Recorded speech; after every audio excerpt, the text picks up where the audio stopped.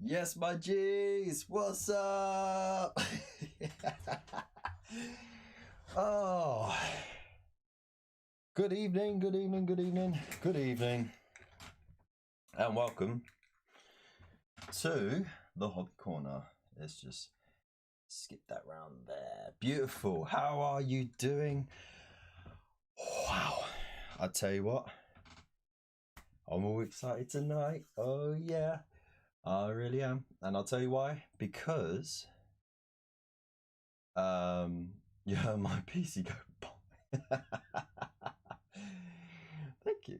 Right, so yeah, I am really excited because today we are going to do something a little bit different. We are going to go off the beaten track of the Mortal Realms magazines just ever so slightly, and we're going to actually replay our infamous Flesh Eater Courts premium kit scenario, right? Our little battle plan, because it caused so much havoc with the Stormcast. Like, I mean, okay, yeah, it was a lot to do with very lucky dice rolls, but it was really unlucky for the Stormcast, and they got wiped out completely. So,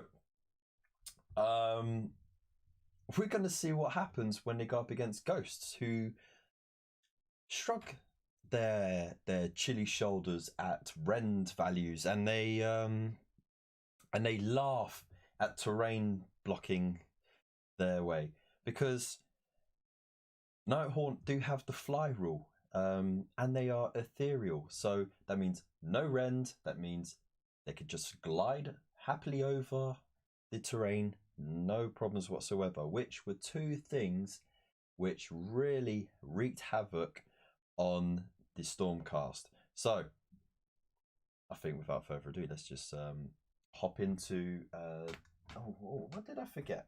I forgot something already. There we go, like a true champ. I forgot the little placeholder. So anyway, before we get into that, let's just have a quick look at who's in the chatteroony. So we also have, oh well, we've got me, hello. We got Nightbot, of course, but we got Total Nova, we got Void Captain Bazooka, both of who were in there super early. You know, Mondays is 8:30. So thank you for waiting around for half an hour. I'm glad you had good fun chatting away. Who else do we have in it? We got Mr. Buffnet in there as well. How are you doing, mate? Hope you're well. There's me again. Ooh, hey.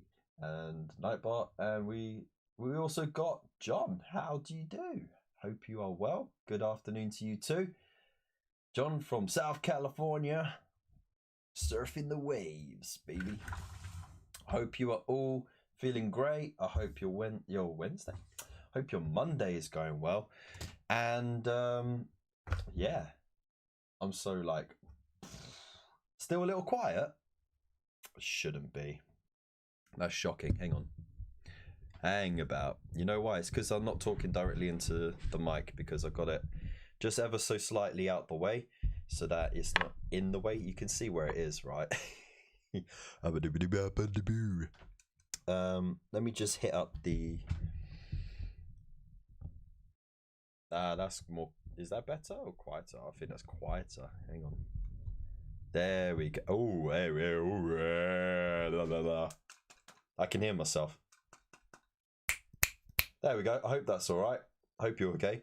Hope it's not too echoey as well. I do want to look into maybe like using a lapel mic or something. I've got one tucked away somewhere. I can't remember where it is. That might be a lot more easier to use than one of these, or maybe investing in one of those wireless headsets, which would be really cool. But of course, it all depends on the generosity of my fellow corner hobbyists. So of course, there are plenty of ways to support the channel if you wish to. Just clicking the affiliate links is more than enough. You can get yourself some great stuff at discounts, save yourself some money. That cost you anything extra in order to do so, and I get a little kickback, which is great. Or if you do wish to be an absolute legend, an absolute superstar, then of course there are ways of donating directly to me through PayPal, Streamlabs, and so on and so forth. So once again, a massive thank you to everyone that has donated in the past and continues to donate and to use the affiliate links and that, because without your generosity, without even just being subscribed and watching a video and liking and sharing it, without even doing that, like, I couldn't be here doing this, and I couldn't be just chilling out with you lot and having a blast. So yeah, thank you very much to all of you. Now I'm just sorry, I'm just putting blue tack on the throne, the weird little throny thing, and what we're going to do is we are going to jump right into not that one, the War Scrolls, because of course we need to know what's going on. We already know the scenario, but this scenario is tailored to fighting off against the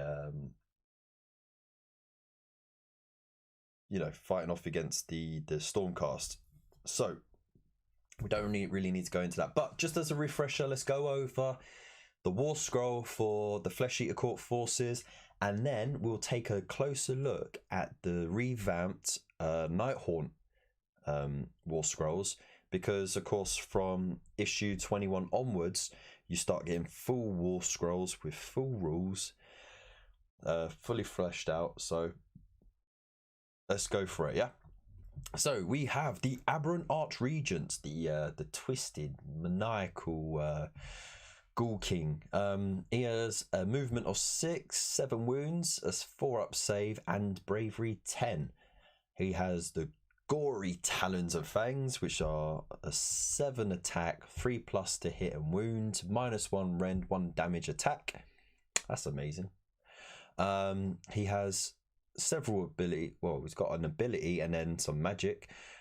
So he has Imperial Blood. So in your hero phase, you can heal up to 3 wounds allocated to this model. So we never got to see that rule actually work in the last one because he didn't get touched. So let's see how that differs this time. And then of course in magic, he does count as a wizard, so he can attempt to cast 2 spells in a hero phase and unbind 2 spells in the enemy hero phase. He knows Arcane Bolt and Mystic Shield, and he also knows his own spell, Ferocious Hunger, and we know how amazing this is, right?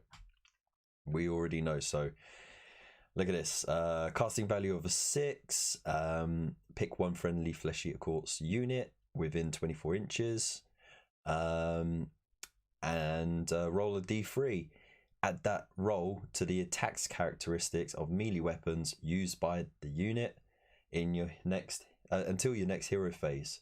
So remember, I used that on the Crypt Flayers, and they went up to 7 attacks each. The unit champion having 8 attacks, and as you remember, when they clashed in there, the hit rolls of 6s caused automatic mortal wounds. Plus, you still got to carry on rolling those to cause more wounds.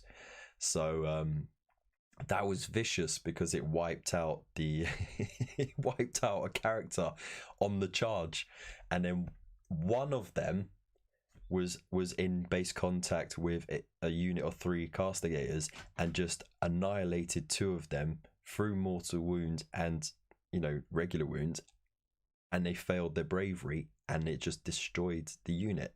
So we already know that's a very good spell.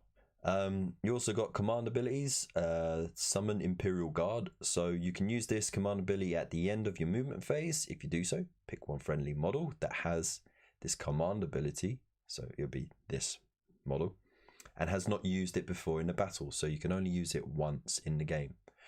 That model summons one of the following units to the battlefield: a courtier, 1 unit of 3 knights, or 1 unit of up to 20 serfs. So we already know that a courtier would be like like a flesh eater, high-ranking chap, or chapette. You also got the knights, which are actually the flayers, and the serfs are the ghouls. They just they're a bit twisted in the head and they believe what they want to believe. So that's up to them. But anyway, we don't judge too much. We just kill them. In the name of Sigma. So that is the Aberrant Archregent, and then we'll move into the Crypt Flayers. So of course these are high mobility, high hitting unit. We love it. So it's move 12 inches, 4 wounds, 5+ save, and 10 bravery. They got a missile weapon, which is the Death Scream, which is a 10-inch range, 1 attack thing.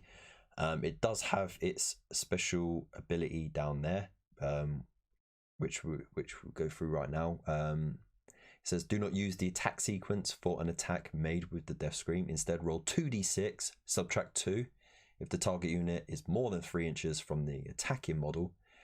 If the result is higher than the target unit's bravery characteristic, the target unit suffers a number of mortal wounds equal to the difference between its bravery characteristics. So ideally you want to go for low bravery units, kind of like what are they called, the bolt thrower crew. Their bravery isn't the highest in the Stormcast. I think it's like a 7, or even it's a 7. So on rolling 2d6, you can quite happily beat that, especially if you are close up to it. So yeah, that could be nasty. And then of course the melee weapon, Piercing Talons, is a 1-inch range, 4 attacks, 4+ to hit and 3 to wound. Does -1 rend and 1 damage. And then it's got the Skewering Strike. So if an unmodified hit roll for an attack made with Piercing Talons is 6, that attack inflicts 1 mortal wound on the target in addition to any normal damage. So we know how that went. And of course, the Crypt Infernal, which is the unit champion, gets an extra attack, and the unit has the fly rule. So very mobile indeed. Something to help counter the flying ability of the Nighthaunt. What on earth was that? Oh, okay.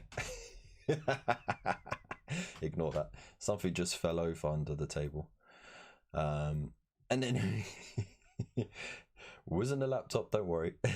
Anyways, we got the Crypt Ghouls, of course. So the Crypt Ghouls, 6-inch move. They only got 1 wound, 6+ save, and 10 bravery. They are just a chaff unit, but never underestimate their weight of attacks. With the sharpened teeth and filthy claws, they have 2 attacks each. It's a 4+ to hit and wound and does 1 damage. The unit champion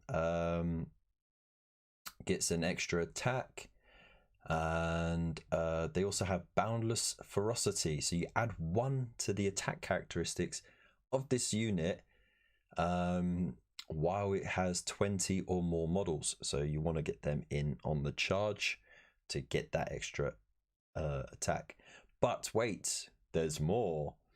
Royal approval. You can re-roll hit rolls of 1 for attacks made by this unit while it is wholly within 18 inches of any friendly aberrants.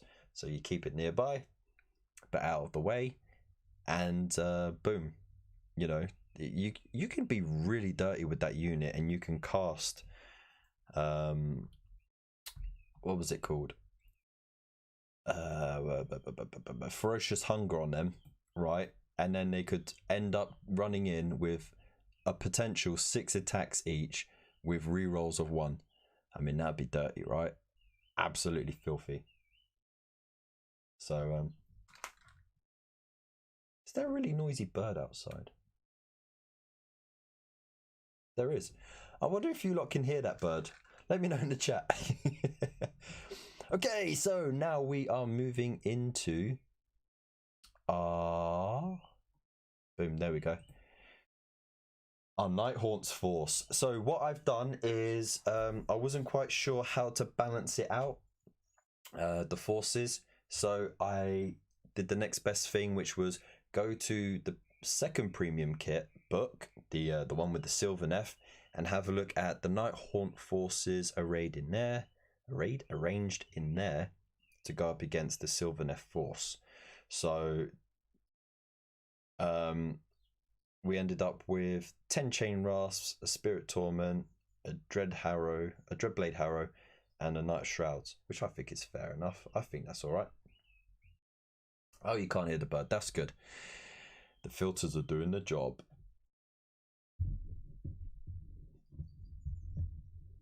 Hang on, I need to turn that volume down on my blooming headphones. There we go.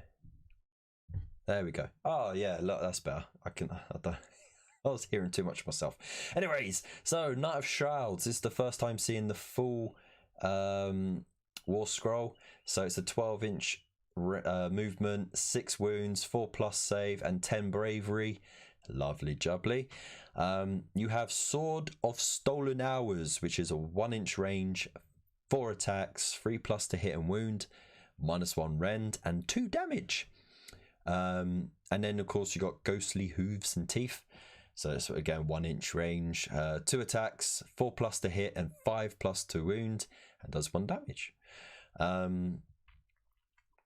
So yeah, it's very nice. It has the fly rule as well, and it just clarifies there that the mount does indeed have its own attacks. It has the ethereal rule, which means it ignores rend when making save rolls. And here it goes. It's got Stolen Hours, which is amazing. You have nose cancelling headphones? Bruh, why would you cancel your nose?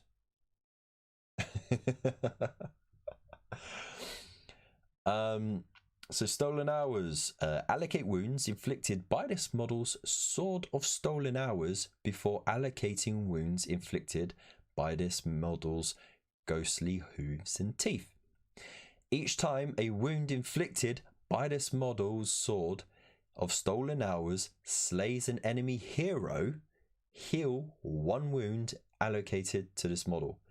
So it's not the best ability, to be honest. It's not nowhere near OP. It's not even really worthy, because let's face it, I mean, you're going to take a lot of hits if you're going up against an enemy hero. It's more of a case of if you threw in your chaff to wear down an enemy hero, and then you just threw in the Knight of Shrouds to finish it off, on the chance that, you know, you can heal a wound. You know, it's just, it's not the best, but there we go. So we also have Lord of Geists. So you can use this command ability at the start of the combat phase. If you do so, pick a friendly Nighthaunt unit that is wholly within 18 inches of the friendly model.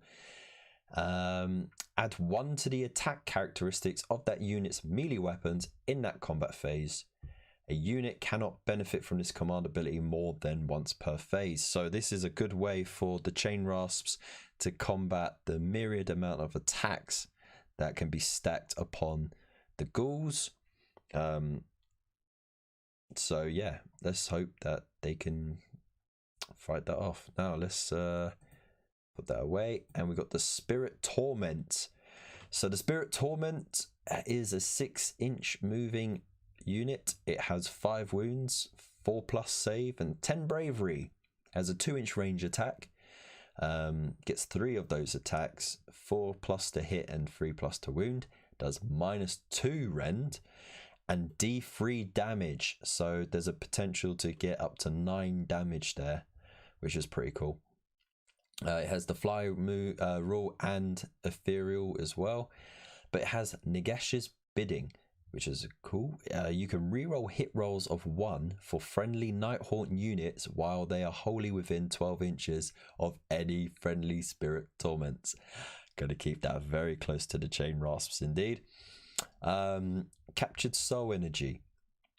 At the start of the battle shock phase, if 3 or more of the enemy models were slain that turn, pick a friendly Nighthaunt unit within 6 inches of this model and heal D3 wounds that have been allocated to this unit. If 3 or more enemy Stormcast Eternal models were slain that turn, heal 3 wounds instead of D3 wounds. Ooh, that's pretty dope, right? It's going to be a close one, right? It's a lot more level playing field right now. I love it. If you're, what was this? Alternatively, instead of healing the unit you picked, if models from the unit have been slain, you can return them to the unit. Roll a D3. You can return any slain models to that unit that have a combined wounds characteristics of less than or equal to the number you rolled. So that's perfect for Chain Rasps. Absolutely perfect, because you can get up to 3 chaps back because each one has 1 wound. If your army includes more than 1 Spirit Torment, at least 3 enemy models must have been slain during that turn for each Spirit Torment, but we don't have to worry about that. Blah, blah, blah, blah, blah, blah. Okay, so that's pretty cool. That is really cool, right? That's going to give them a bit of longevity, especially because there's only 10 of them. Going up against 20 ghouls. So yeah. We also got a Dread Blade Harrow. So it's got a 12-inch movement. It's 5 wounds, 4+ attack, 4+ save, and 10 bravery. It comes in with the Dread Blade, which is a 1-inch attack with 3 attacks, 3+ to hit and wound, -1 rend, and 1 damage.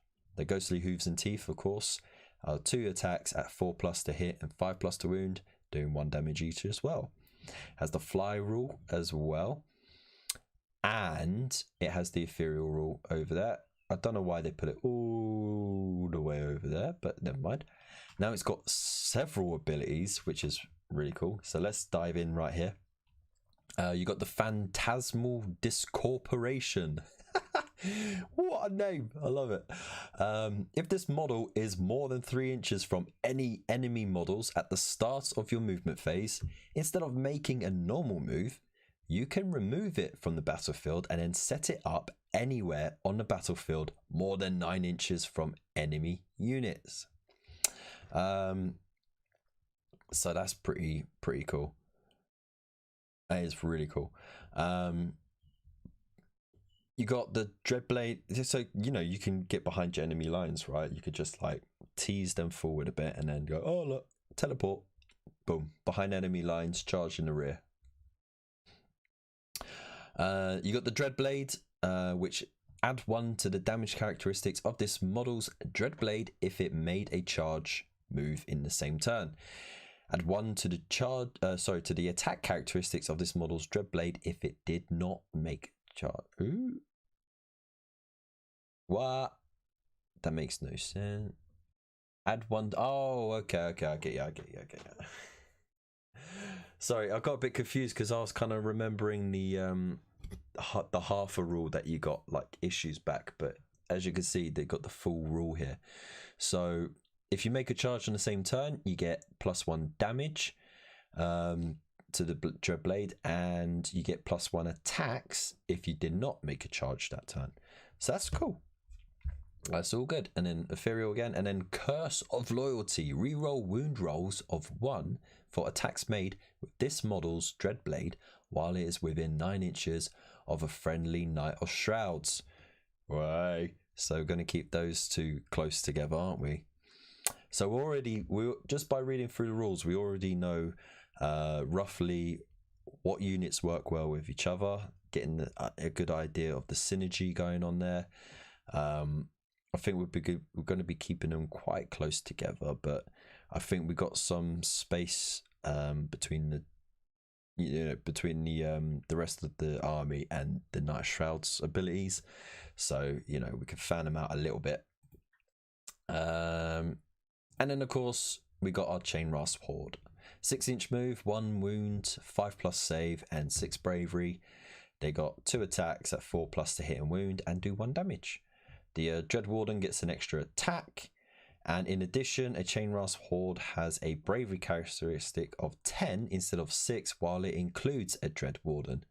Booyah! Easy peasy now.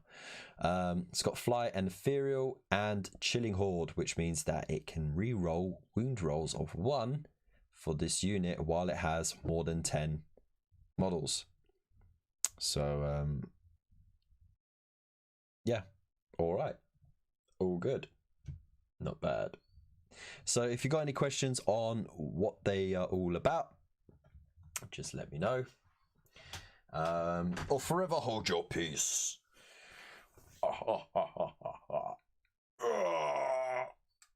Good stretch there. There we go. Roll those shoulders. So I also got some 40k dice that they're like objective dice and ability dice. I never used them. I got them at the beginning of 8th edition when I got the starter set, but I thought I might as well make some use of them. Plus they're kind of cool. They're like like black and green, black and green, black and green, black and green. What? You know what it is. Black and green, black and green. Okay, so right, we got, for those who haven't watched the other one, we're going to quickly run down what this scenario is. So essentially, the battlefield is surrounding the charnel throne, which is in the center. So just pop that there. There we go. A bit like that, a bit like that. There we go. Hey, right, so here's the charnel throne, dead center. The Flesh Eater Courts player gets to set up the terrain wherever they like, however they like, but it has to be at least 6 inches away from the charnel throne. The objective is the throne, and of course you score objective points or victory points by holding or contesting the objective. So setup is the Stormcast, well, I guess the Nighthaunt get to set up first, and then the Flesh Eater Courts get to set up the rest of their army secondly. Then first turn goes to the Flesh Eater Courts. You got the Maddening Aura, which adds 1 to the bravery rolls for all Flesh Eater Courts units. Glorious Victory. The game ends at the end of the 5th turn, or the 5th battle round, sorry. The player who has the most victory points is the winner. If both players have the same number of victory points, the game is tied. Victory points are scored as followed. So at the end of each battle round, you add up the wound characteristics of all enemy models that were slain during the battle round. Sorry. The player with the highest total scores 2 victory points, and if no one has the highest one, then you score 1 for each player. At the end of each battle round, the player that controls the objective scores 3 victory points. And of course, if it's contested, then it's just 1 victory point. So that's it. If there are any questions on that as well, just let me know and I'll do my best. So did you miss the first fight between you? Oh dear, oh dear. Well, I'll fill you in as we go along. Can you fill me in? A little bit of Craig David, can you give me a rewind?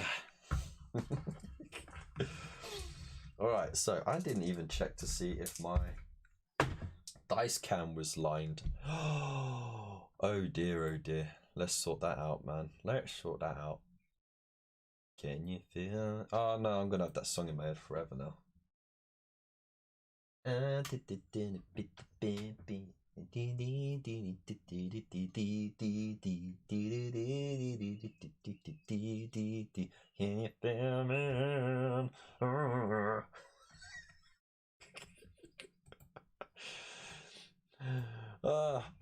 Castro. I will stop that. We'll stop that now. Okay, so let's pop all that in there. Get the dice over there. There we go. Right, so we got a turn counter here. We've got objective markers here. We got our wound counters here, which are quite clear to see on the camera, which is brilliant. So no fears there. We got our flippy floppy see-through ruler of doom, and then of course we have our pile-in range for attacks, and of course if you're within that, it means that you can just charge in. So there we go. Booyah! Let's do this. So as we described, the flesh eater courts get to place the stuff however they wish. Bow selector. Let's pop that up there. So because terrain is going to be more in my way than it is going to be in the Nighthaunt's way, because you know they're just floaty ghosts, I want to try and keep it as open as possible. I just realized actually I did, you know, there is one issue with the Nighthaunt list, is that they don't have a magic caster to fight against that magic caster. Oh dearie me. Oh dear. Should I swap one of them out for the what's her name? The Thorn Queen, the Queen of Thorns. What do you think? Or should I just keep it as it is? Either way, I'm going to start placing terrain down, so I'm going to sort of keep them relatively out of the way.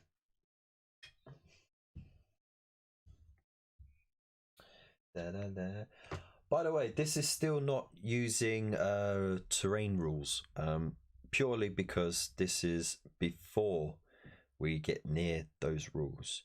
So I want to just keep it streamlined as possible. So for the purposes of anyone who knows the full entire rules of Age of Sigmar, you can choose whether or not you want to have terrain rules.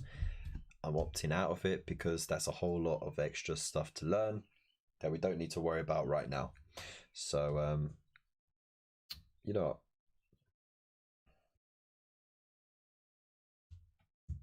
Still gonna have it like looking kind of cool, right? Yeah. Okay.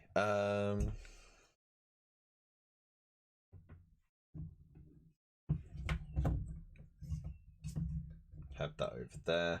And while we're at it, let's get some tunage in, yeah? Why should it be so quiet? Let's get some eerie stuff in. We love the eerie playlist, don't we?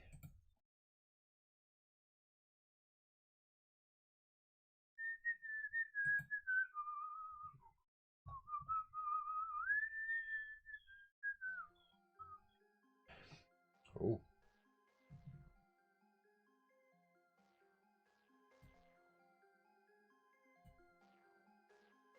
That's really loud on my end.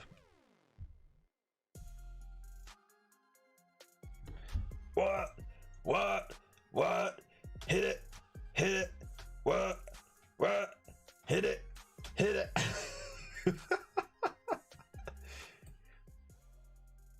I'm alright.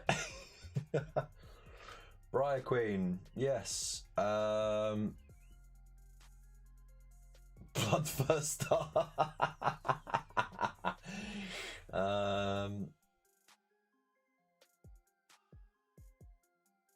Let's see.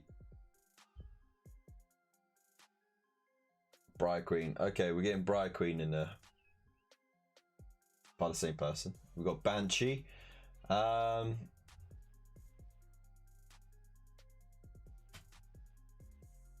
know, it's not eerie at all, is it? I'm disappointed. This is horror beats. You're telling me, man. This is what we need. Drone sphere. Get your hackles up.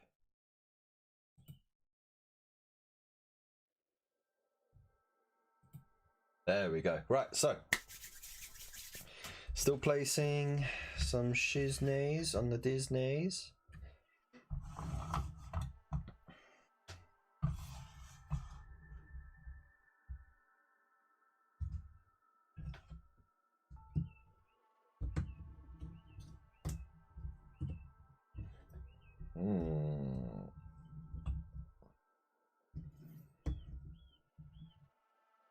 Don't like that.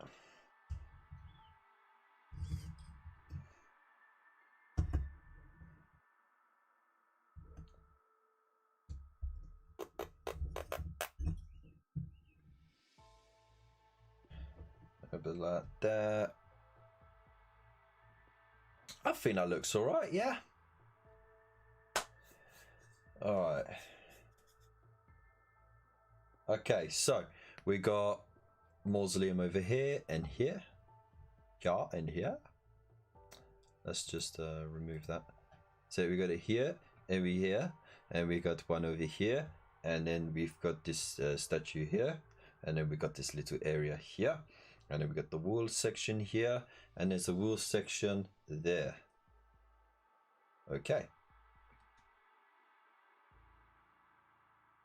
So that should be all right. Hey Buzzer, how you doing, mate?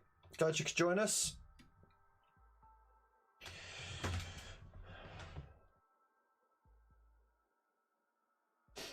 It doesn't look 6 inches away. Are you sure?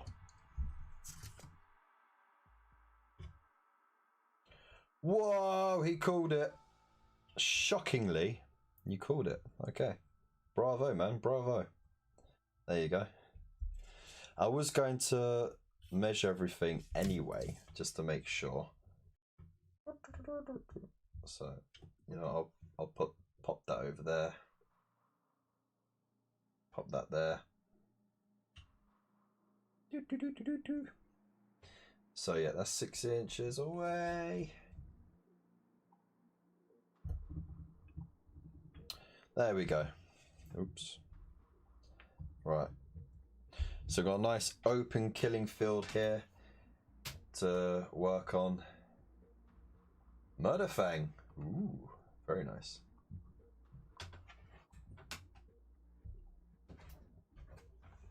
Right. So I should be able to just have that there, yeah. Groovy. Alright, so let's pop that down there. Let's get the pop shield out the way there. And let's have some water, because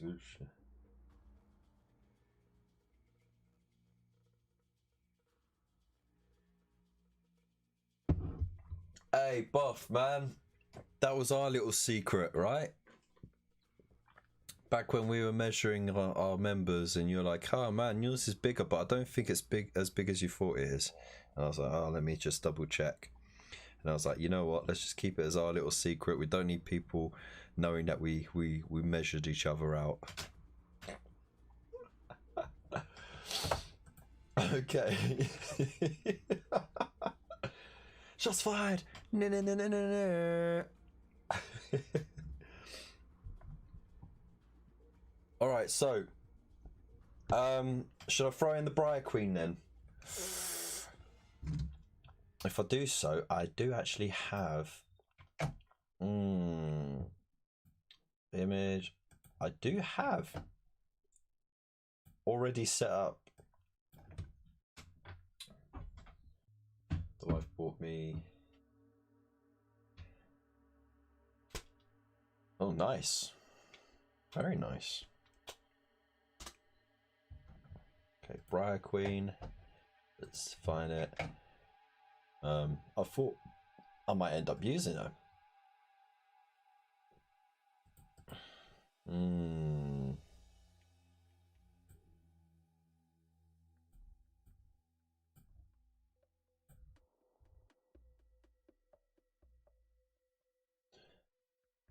Done.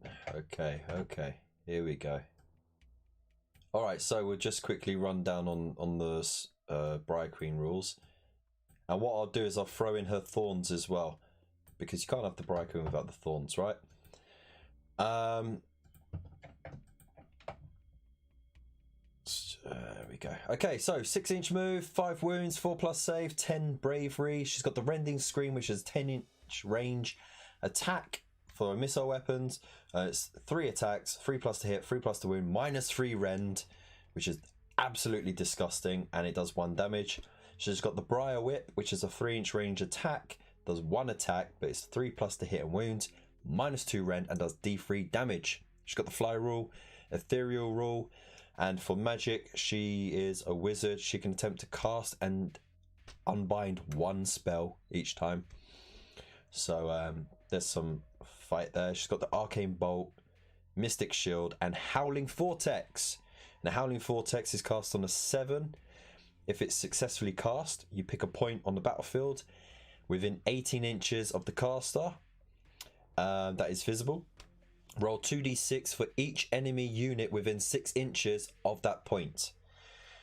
If the roll is greater than the value of the unit's move characteristic, or that roll is a double, the unit suffers 1 mortal wound and its move characteristics is halved until the caster's next hero phase.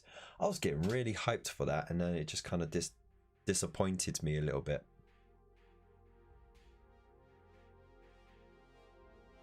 Ah. Right. Well. All right. We'll play it. Okay. And then we'll get her thorns out as well, because, you know, why not? And no, that's not an innuendo, Boffnet, so leave it alone.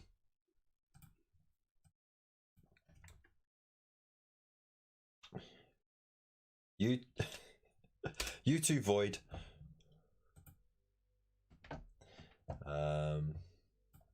Let's have a look. Ski.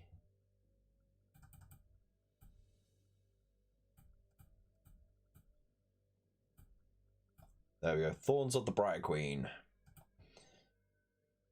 So they get a special ability, I believe, from being the Briar Queen's little buddies. Let's just zoom that in. Zoomy zooms. Okay, so 6-inch move, 1 wound, 5+ save, 6 bravery. They're basically just like normal chain rasps. 2 attacks, 4+ to hit and wound, 1 damage. But it says it's a unit of 6 models, each armed with milligram, blah blah blah. You got Farclav the Cruel. The leader of this unit is Farclav the Cruel. Add 1 to the attack's characteristics for Farclav. In addition, this unit has a bravery characteristic of 10 instead of 6 while he's still alive. They got the fly and ethereal rules, and they got grasping chains. So you can re-roll wound rolls of 1 for attacks made by this unit that target an enemy unit that is within 3 inches of 2 or more of the models from this unit. So yeah, that's cool. So there you go. So we will have those popped in then instead. Okay. So I'll just have to get these midus, and what I'll do is I'll get rid of the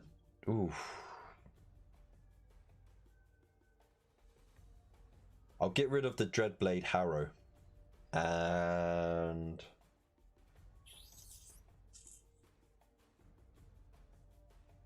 no, I think that should be it, really. All right, and what else should I get rid of? The Spirit Torment or the Chain Rasps?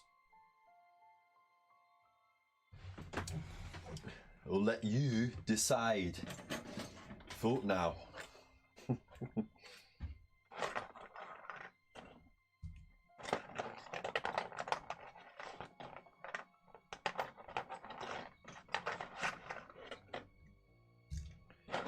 Alright, there's my thorns.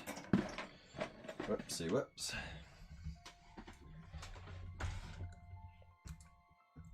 Alright, so who do we get rid of? The Spirit Torment or the Chain Rasps? Now, I would argue it would be better to get rid of the Spirit Torment than the Chain Rasps, because his abilities help the Chain Rasps, but theirs don't help him. So there's no point really having him around if there's no Chain Rasps. That is my thinking. So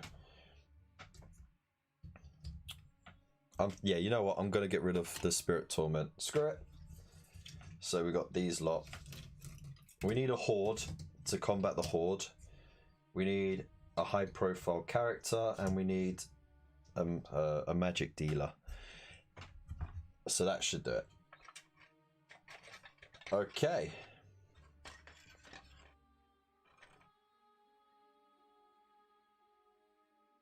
So we got our flayers, our crypt flayers here. There's our arch regent.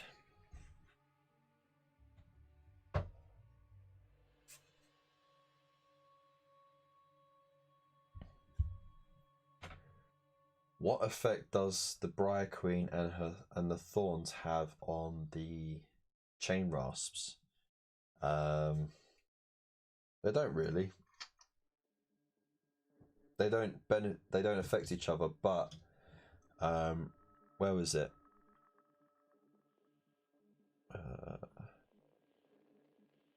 Lord of Geist's rule from the command abilities on the Knight of Shrouds. It can benefit them, give them the extra attacks. So the small unit can actually pull out some extra damage, because they're essentially a bodyguard for the Briar Queen.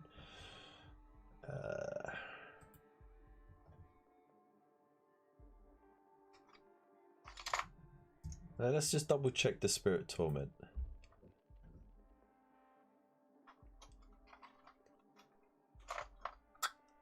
Captured soul energy.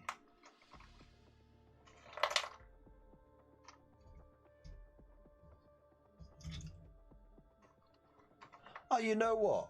You know what? I am actually going to... You know what? I'm going to keep the Spirit Torment. Screw it. I'll keep the Spirit Torment, and I'll get rid of the unit of 10 Chain Rasps. There we go. That's a bold move right there.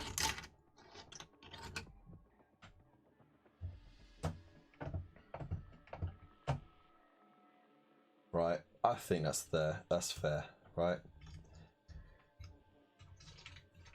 You got higher valued targets amongst a horde and some high damage dealing unit.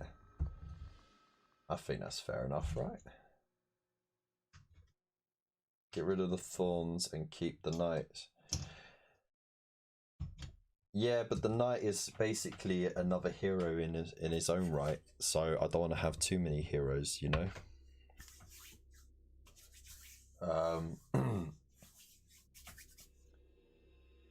I think the unit of 6 is alright, to be honest. I think it'll do. Right, so let's get started, shall we? We've been going on for almost an hour.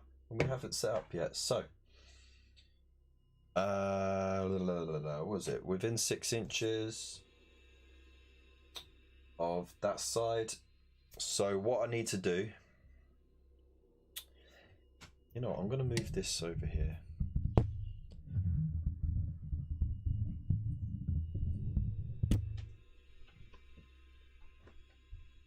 You're all going to think I'm mad. I pop that like that.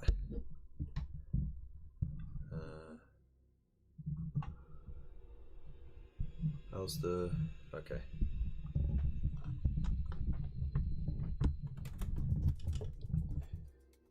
There we go. I hope that doesn't fall. Okay, so I hope you can still hear me okay. I've got it directly in front of me, but it's just over the other side of the table. Always worried about that. Let's do it, man. Let's freaking do it. I'll put a little insulation foam behind it so you don't get an echo from behind. There you go. All right, so does that sound okay still? I can't quite hear the sound of the thing, but never mind. Hey. There we go. Pop the headphones in there. There we go. Okay, right, so we've got to pop these down first. So again, I don't have to worry about things being in the way. I could just fly over it, but I do need line of sight for when it comes to the magic turn. So brilliant, there we go. We got a fix. Hey. So I'm gonna put the Night Shrouds over here, and you know what, I'm not gonna put them right up to the 6 inch line, because learning from the mistake of the Stormcast from the last game, where these managed to do a run of 12 and then managed to do a successful charge straight in. No, they didn't do a run, did they? No, they flew. They were right at the 6 inch line. They flew their 12 inches and they were 10 inches away, and they managed to roll in 11 on the charge. That was it. And it was absolutely devastating, wasn't it? So I want to just keep my doodaroonies back a bit. I'm going to have this chick over here, sort of more out of the way, and then we'll get these, her little bodyguard of thorns, just up there like that. Groovy. Okay, that should be it, right? Right, so I think that is everything. Okay, so let's get down to it, shall we? So we'll get the old dice view up. There we go. We also just quickly set these up.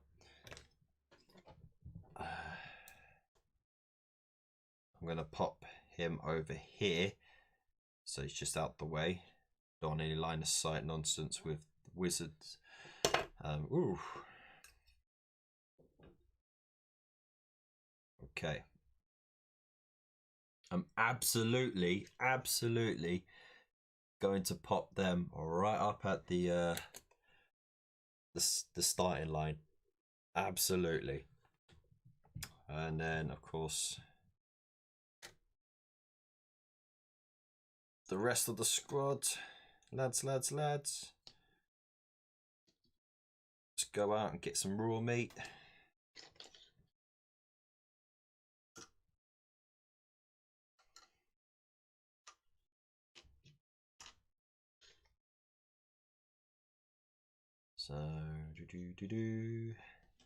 So hedge your bets right now. Who do you think will win today?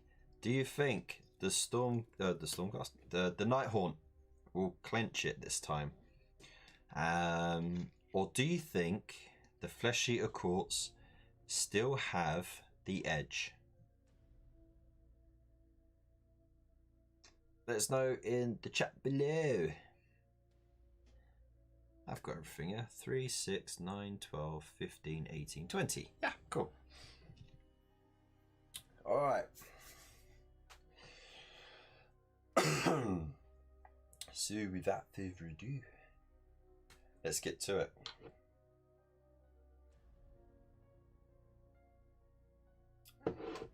So we start with turn 1, and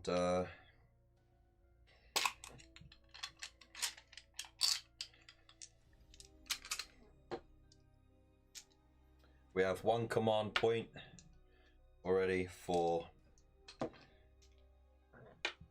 the Flesh Eater Courts.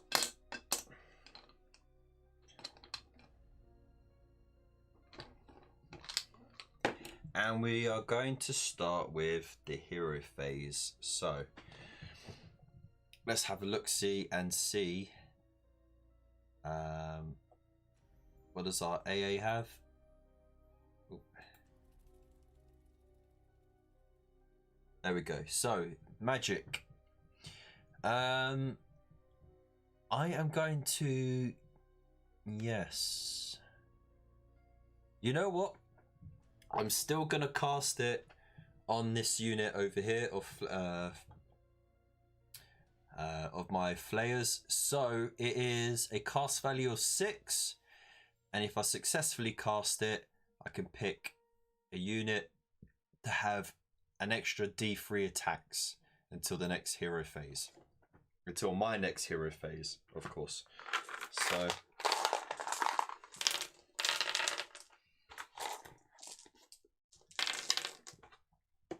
right. Hey, Fluff. Get away, Fluff. Hey, dare you, Fluff. So, what's everyone saying? Someone has to demolish the Flesh Eaters. Really want the Nighthaunts. Nighthaunts easy. Oh, there's division in the chat already. Uh-oh. Well, throw down a like for whichever reason. Just throw down a like. We all like likes. Like. And, yeah, let's get to it, shall we? So, casting value of a 6. Oh! He doesn't even cast it! Oh dear. Let's just... I think that's a bit too high, isn't it? There we go. Look at that. Absolute professional right to the end. So, there we go. Failed to cast. Never mind. The range... I'm going to use Mystic Shield on them. I believe that's a 6 to cast, isn't it?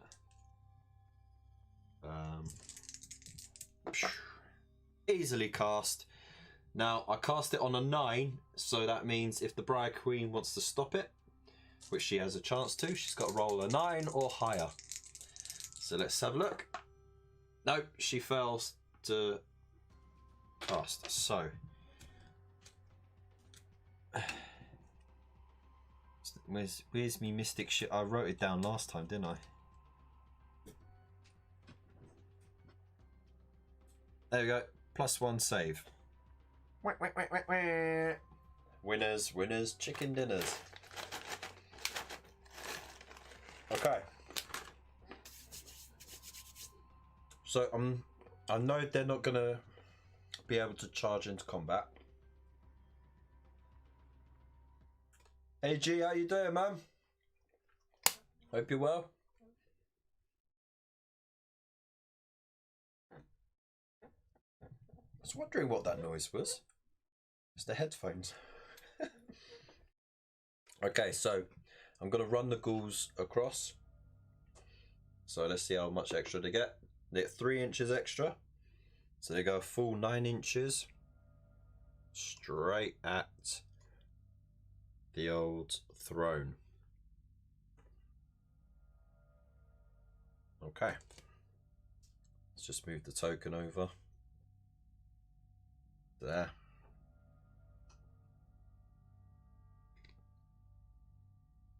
Don't mind me, I'm just eating some honey-coated nuts. Everyone's got to have a game snack, right?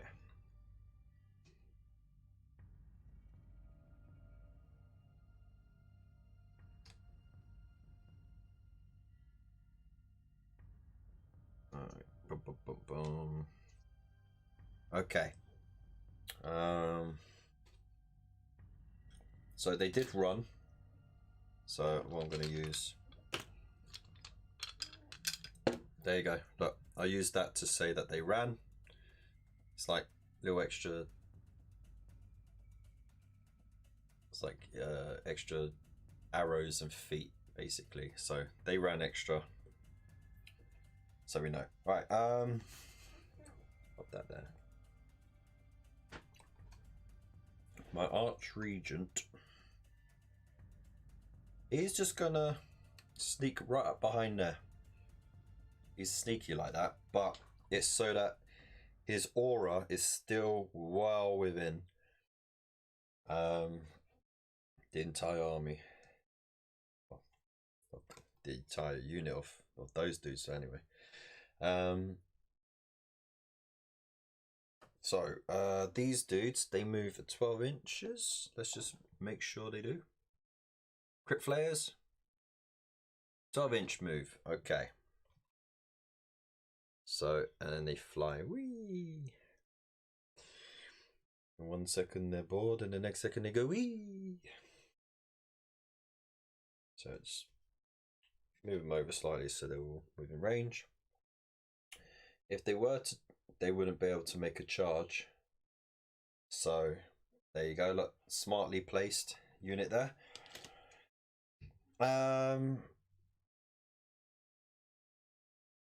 Shooting. Do they have any shooting? They have a scream, but as we saw, they are 12 inches away, and the death scream is what range? 10 inches. So they can't use it. They can't charge anything. So now it moves over to the Nighthaunt. Turn 1. Boom, boom, boom, boom.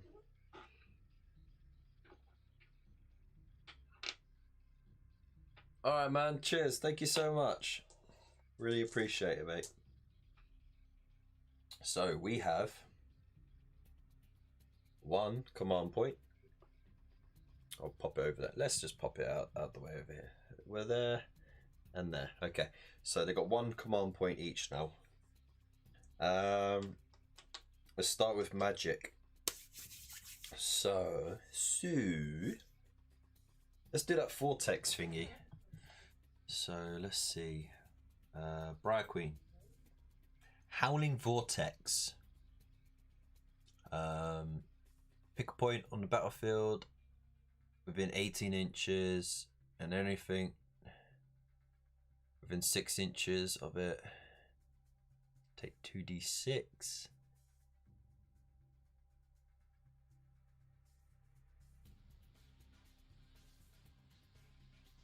Okay.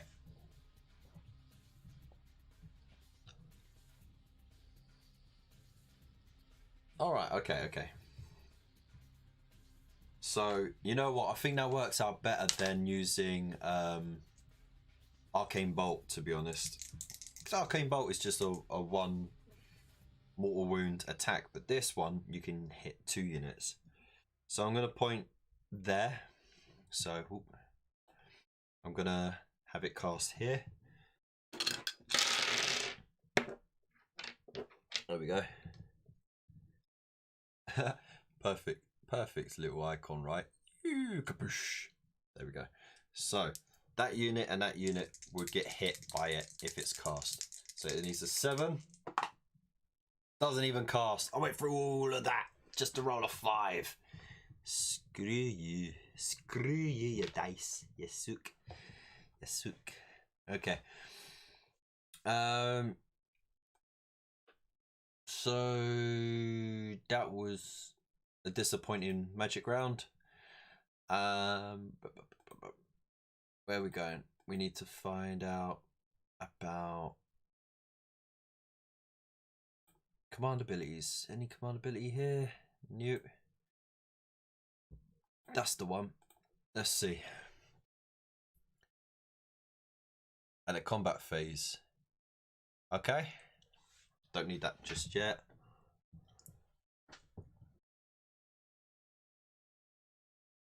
And add to the characteristics. Okay, I get you. Okay, so we're going into movement now. This is going to be hard to manage without getting too messy. So yeah, okay. So these dudes have got a 6-inch move. So I'm just popping them out in front because I want to try and block them a bit. And we'll have Ghosty Lady come up as well. This dude, how far does the Spirit Torment move? 6 inches as well. Let's get him over there. And then the Night Shrouds. He goes proper far, doesn't he? 12 inches.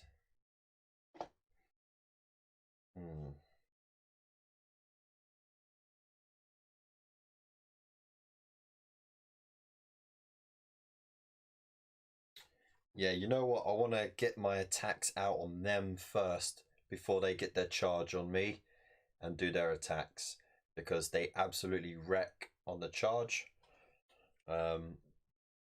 So I'm going to move him over here, just making sure I am 3 inches away. There we go. Okay. The force is looking quite small compared to what's going on here. Now we've got our shooting. So Briar Queen has a 10-inch range rending scream. So she's going to do that at the flayers, which is hopefully going to wreck face.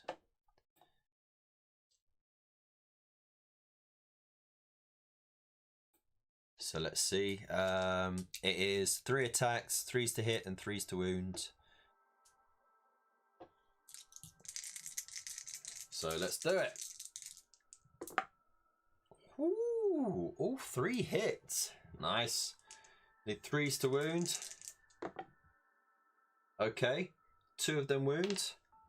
And what have we got? -3 rend. Oh, okay, so crit flares have no save against that, which means each one does 1 damage. Okay, so we've taken 2 damage off that unit, which means one of those chaps goes down to 2 wounds, I believe. Ah, these blimmin' things. Where's the 2? There we go, there's the 2. Right, so we'll put that on that dude there. So, just so you can see, he's lost 2 wounds there. You know what, all the action's over there, so I'm just going to keep it like that. Okay, so I've put the -2 wound marker down there. So, we do charges now. So I want to charge everything at them. Let's just make sure I know how far I want to go, because I want to spread them out a bit. So you will need 6 inches, 5 inches there, but I want to roll 6 inches just so I can get more of them in. Again, another 6-inch roll there, maybe 7 there, and then he just needs 3. So let's start with the thorns. Ah, they go 8. Excellent. So let's just put that wound marker back there. So using the full movement like that, I can then get them all round and in to base combat, like so, like that.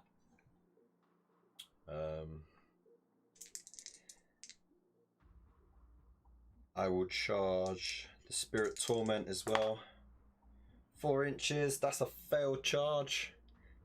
And the Night Shrouds. He makes it easy, so he goes over there. Since there is room, 9-inch charge. Let's see if the Briar Queen can make it. 8 inches. Unfortunately, that won't allow her to make it, so she fails it as well. Never mind. Never mind. Okay, so let's get into it. So as the attacking player's turn, I get to do all of my charged units first before we then start taking turns allocating attacks from unit to unit on each side. So that's perfect here. So let's see. They're getting... let's just make sure about the special rules. You can re-roll wound rolls of 1. Made by this unit. Wait. What attacks made by this unit that targets an enemy unit that is within 3 inches of 2 or more of the models. Okay, so yeah, I can re-roll 1s on the wound rolls.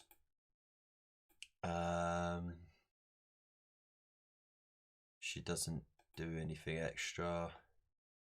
What about the Spirit Torment? That was allocating things. You can reroll hit rolls of 1 for friendly Nighthaunt units within 12 inches of him. They are within 12 inches, so they're already getting reroll 1s to hit and reroll 1s to wound. And does this chap give him? You can use this command ability at the start of the the combat phase. If you do so, pick a friendly Nighthaunt unit that is wholly within 18 inches. Add 1 to the attack characteristic. So I'm going to use that command ability. I'm going to get rid of that command point. So now they get +1 attack. Nice. So now they got +1 attack. They got I'm gonna have to write this down, innit? Where's my pen? So +1 attack.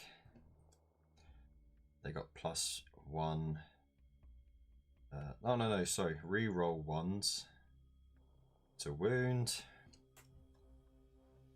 and reroll 1s to hit. Stacking it up there. Woo.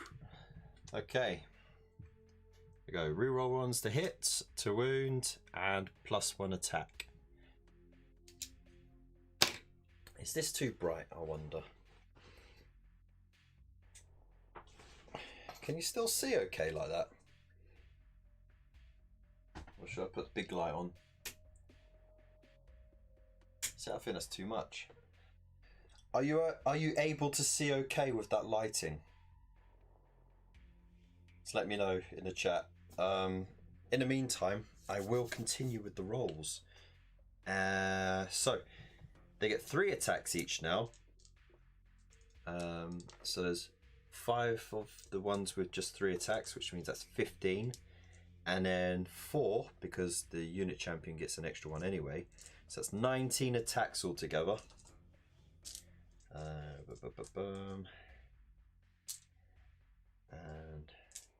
that one there we go, looking very nice.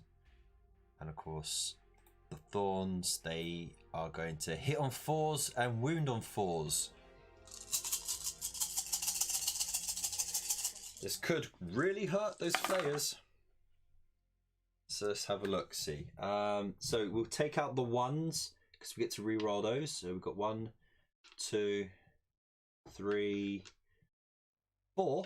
Nice. It was 4s to hit, wasn't it? Yeah, 4s to hit. Okay, so we get rid of the 2s and the 3s. Quite a few 6s. Shame don't get a bonus for that. So let's just remove those. and re-roll those ones that missed. Ooh, okay, got 2 more. Excellent. And now force to wounds with re-roll ones. Oh, we've got 3 ones there that we can re-roll. Nice. A healthy lot of 6s there. I love it. Look at that, 4 6s. That's amazing. So we've got 3 re-rolls. Let's have a look at those. Oh, all successfully re-rolled. Okay. Ha! Oh my days. Now, they don't have any rend, so the crit flares do get their armor save of 5+.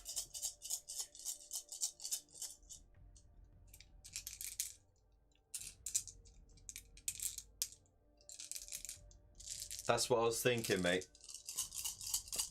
I'll do a behind the scenes picture of how I rearrange some of the lighting so that you get this kind of cool effect going on where it's darker one side and lighter the other side.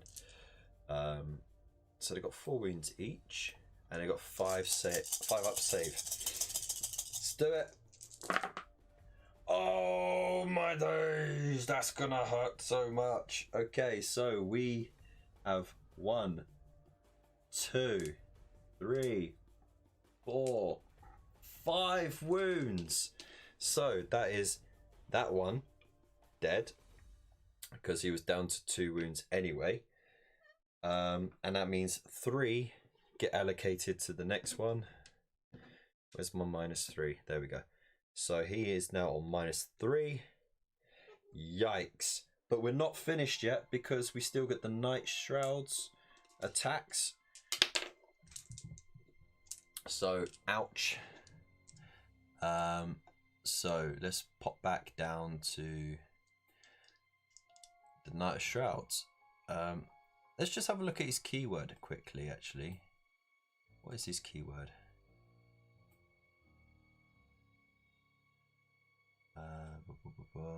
He is Nighthaunt. Okay. I asked that because I'm just thinking, what about the Spirit Torment's ability? Does it affect him?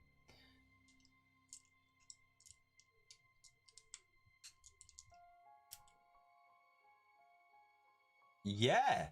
Okay. So the Night of Shrouds gets reroll 1s as well. Nice. Okay. So let's do it. Before we get started, did he have anything on allocated wounds inflicted?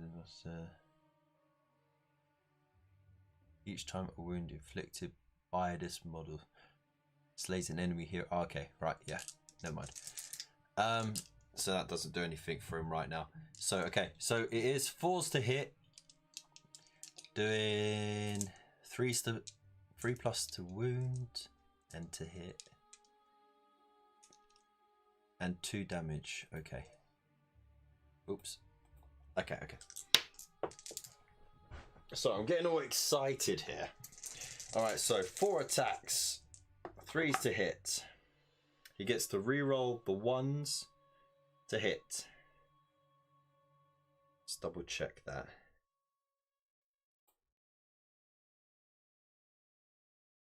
Yes.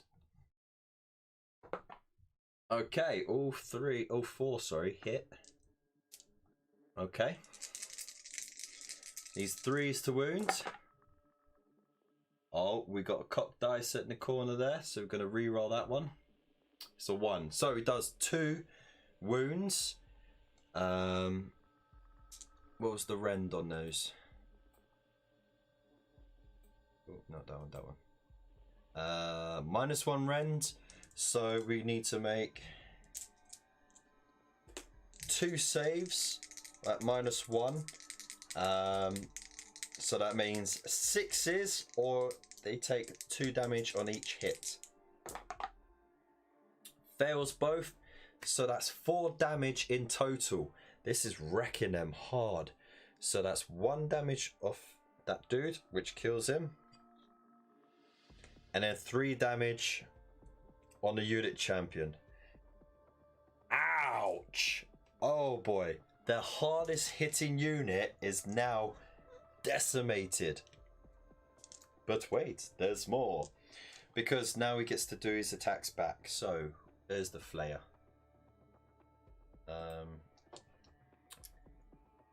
He gets to do 4 attacks, 5 because it is the unit champion. Okay. It's going to do all of its attacks on... Well, it has to do all of the attacks on the Thorns because they're the only ones in range. 4s to hit, 3s to wound. Okay. 4s to hit, 3s to wound. And does he get any...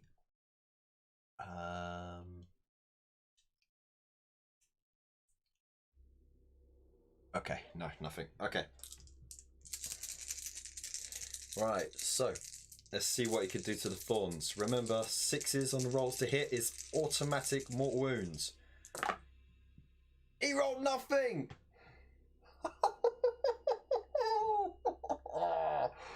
Oh man, how the dice have failed the Flesh Eater course. Oh dear. Oh dear, oh dear. What can we say?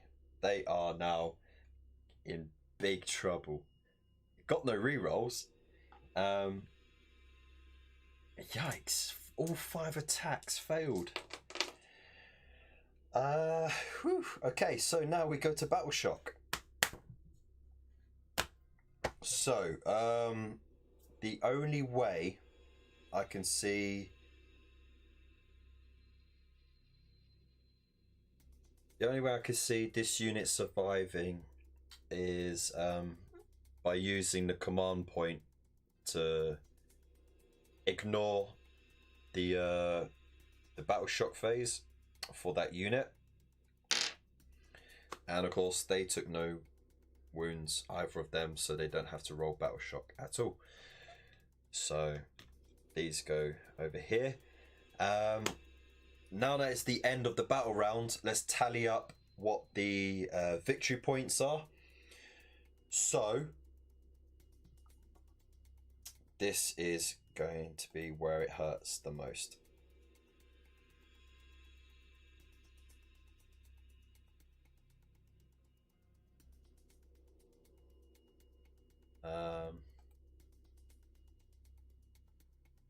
So let's start with the Nighthaunt. The Nighthaunt have done pretty good. They have actually caused more wounds. So therefore they get 2 victory points for that. Not only do they get that, but they also scored an extra victory point for contesting the objective.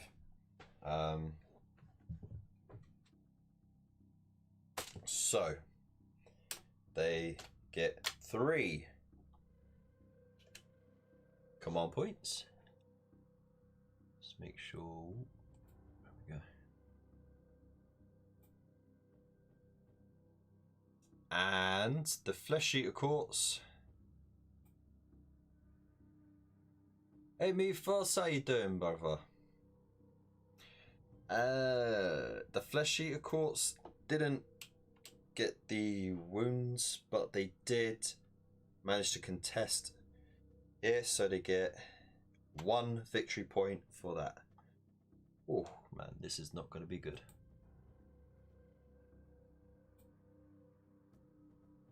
There we go. Right. So, what shall we do now? Well, it's the start of round 2. Okay, battle round 2. We now roll off to see who goes first. So I'm going to allocate the green dice to the Nighthaunt and the white dice to the Flesh Eater Quartz. Let's see who gets to go first. A roll of a 5 secures priority to the Nighthaunt. Do they want to take first turn or do they want to pass it?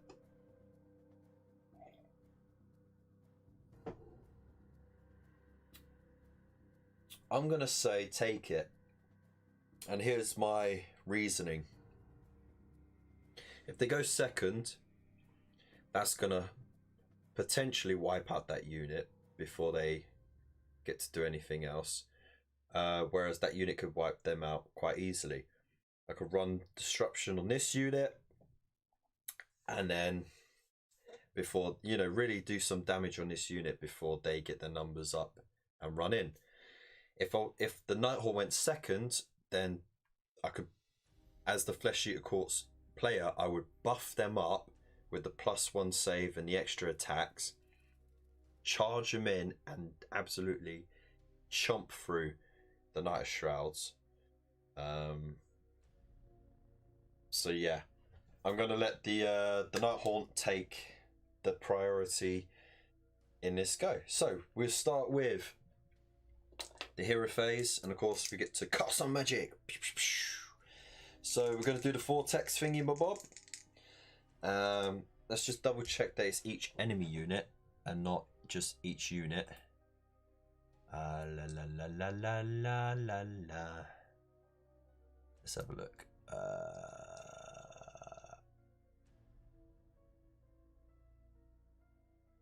Each enemy unit within 6 inches. Okay, cool. Right, so I'm going to cast it here so that both these units get hit by it if it's successful. I need to cast it on the 7. Failed to cast it. Appalling. Also forgot to give them their command point, so we'll just put that there. Yeah, I hope you're alright, Mythos. What are you up to, mate? So that was a bust, but not a total loss. So we still got movement. He can't move unless he's moving away, but he doesn't really need to because he's right where he needs to be. So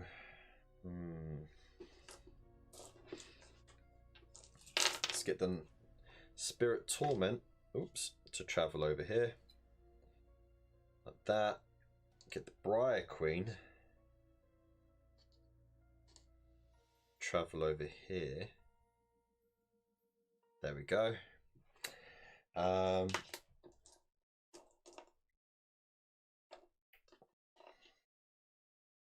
Oops. Is that unit still within? It is. Okay. Sneaky. Alright, so we move into the shooting phase. Now the shooting phase, the Briar Queen does have actual ranged attack. It's a 10-inch rending scream. It's 3 attacks. It's 3+ to hit and wound, and does -3 rend and 1 damage. This crit flare only needs 1 more damage before it's dead. And by doing so, it would free up this unit to then charge over here as well. So let's do it. 3 attacks. Just double check. It was 3s to hit and wound. 2 hits. 2 wound. Oh, and it was -3 rend. It's only got a 5+ save, so it's dead. Excellent stuff. Okay. This is a complete turnaround from the previous game. Wow. Okay. Does anyone else have any ranged attack? I don't think they do. They certainly don't. He definitely doesn't.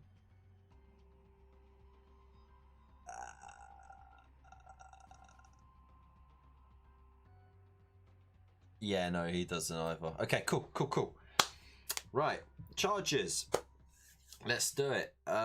He's gonna charge. So yeah, he makes it. Actually, sorry. Gonna put him like that, and I'm gonna move this save modifier over here. Gonna charge them in as well. They only need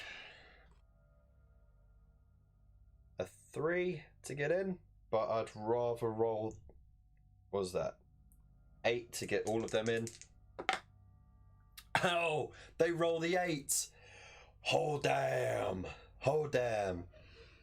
Okay, that is sneaky AF. Sneaky AF. So we'll bring him in like that. Furthest to closest, closest to furthest.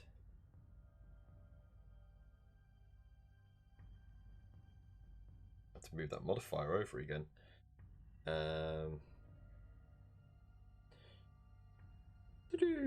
Sweet. In you go. We're going to charge the Spirit Torment in there as well. 4 makes it. Easy peasy. Shall we charge the Briar Queen in there? Oh, let's see. What does the Briar Queen have to throw at them?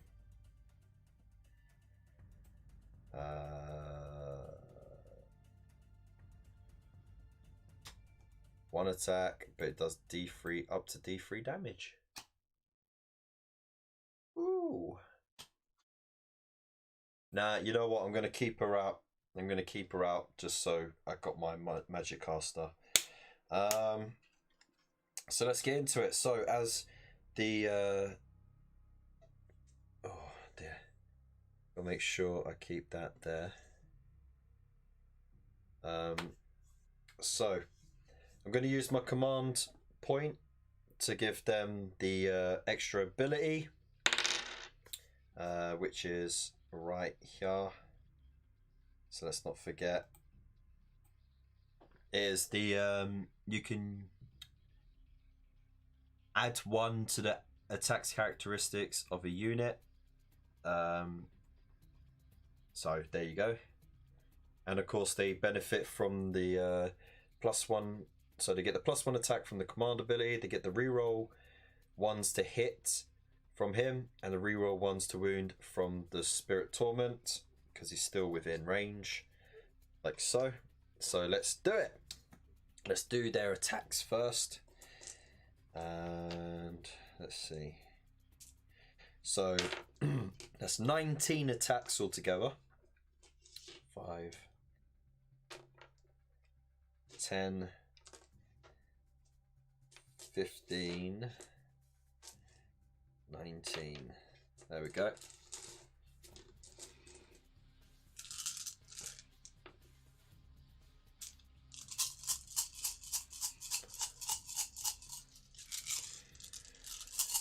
All right, so they need 4s to hit, 4s to wound. They get to re-roll their 1s on both. Let's do it. Ooh, okay, so we take out the 1s. We've got 1, 2, 3, 4, 5 1s to re-roll. And then we take out all the misses, 2s and the 3s. Okay. Got a fair amount there. So we roll these 5 re-rolls. And we get an extra 2 hits. That's cool. And then we need 4s to wound. Only 1 re-roll, so I'll re-roll that there. Still fail, never mind. But it's always good to have a re-roll no matter what. So we now got 5 saves to make. They don't cause rend. So Flesh Eater Corpse, Crypt dudes. Crypt Ghouls, they only have, right, just make sure, yeah, no rend. So the Ghouls, they only have a 6+ save. Yeah, a 6+ save. Okay, so that's 5 6s we need. Oh, they managed to save 2, but they lost 3. So I'm just gonna remove the 3 closest, like so. And we just pop them to the side. Now the Knight Shrouds gets his attacks. He has 4 attacks.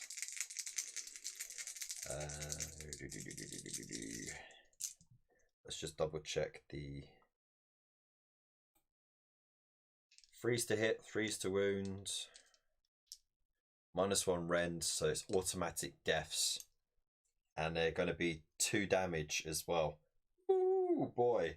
So as long as he wounds, he's causing 2 damage on each successful dice on his. That's gonna hurt. So that's nasty. Okay, yeah. 3s. Oh my god! What is that? That is terrible. But is that the Spirit Torment to hit or to wound? Reroll rolls to hit. There we go. Nagasha's bidding, so get a reroll. Failed anyway. Ah, that's poor. Alright, we need 3s to wound.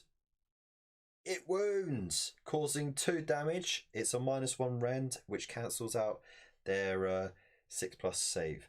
So just take these 2 out the back here.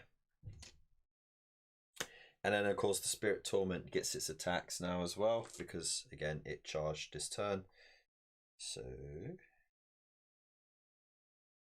where you at, mate? Where you at? There we go. So he's got 3 attacks. He's 4s to hit, 3s to wound, each one doing D3 damage. And because it's -2 rend, again there are no armor saves to be done.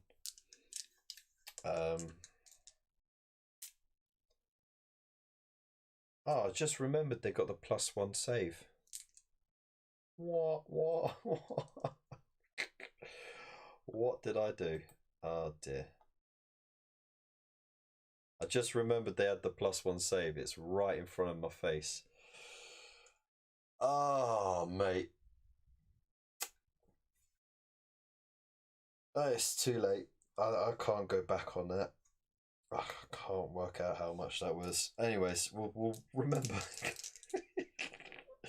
That's so bad. It doesn't matter anyway, because the -2 rend cancels it anyway. So, Spirit Torment, where you at? 4s and then 3s. That was it. 4s, then 3s. Okay, so it's 2 hits. These 3s to wound. Both wound. Okay. And then the D3 damage. So the 2 equals a 1 and the 3 equals a 2. So that's 3 dead dudes. So 1, 2, 3. I gotta take those away. Okay. Now they get to do their attack back. So they get a pile-in move, of course. So 3-inch pile-in move. Can get in there. Oops, sorry, Briar Queen. Pop that one in there. Pop him in there. Then I can, oops, get back where you are. Oh, 1, 2. He's going to be out. 3. Okay, so I can get these 3 there to attack. And then just make sure they are within unit cohesion.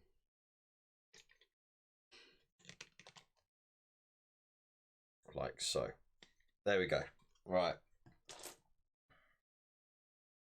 Got 1-inch range attacks, so they still get their attacks through. And they are still wholly within 18 inches of the aberrant. So the Archregent,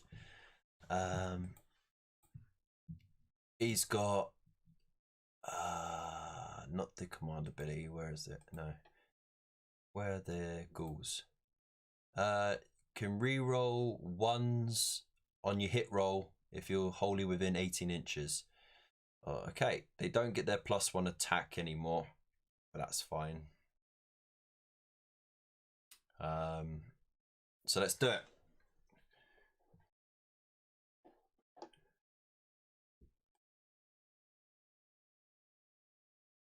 So we have 1, 2, 3, 4, 5, 6, 7. That's 7. And you get 2 attacks each, that's 14. So we've got 5, 10, 14. On the Spirit Torment, re-rolling 1s to hit, and they need 4s, I believe. Let's have a look, see. 4s to hit and to wound, okay. Okay, we've got 2 re-rolls. Right. Wow, only 2 missed. Dang. Okay. They are mad. Let's do it. Right, those 2 re-rolls. Ah, okay, never mind. Alright, need 4s to wound. Oh, okay. Got 1, 2, 3, 4. 4 saves on the Spirit Torment. Let's see, what is his thingamabob? His thingamabob is 4s. Okay, and he's got 5 wounds. So 4 saves at 4+. Oh no, I'll just roll 5. Whoops, hang on, gonna have to re-roll that. There we go. So he takes a wound. Okay. Right. And then we got 1, 2, 3, 4, 5. So that's 10 attacks. Re-rolling 1s on the hit. On the Night Shrouds. We have 3 1s that we get to re-roll. 1, 2, 3 misses. Okay. Let's just re-roll those. Oh, nice. Got another 2 hits. Okay. Do 4s to wound. 1, 2, 3. All right. Might turn out to be something. Who knows? The Night Shrouds has a 4+ armor save. Have a look and see. Does he make it? He fails just the 1. Okay. So he also takes a wound. There's the -1. There we go. All right. So Battle Shock. Oh man, this is gonna hurt. This is going to hurt. So bad. It's only turn 2 and that unit's gonna be dead.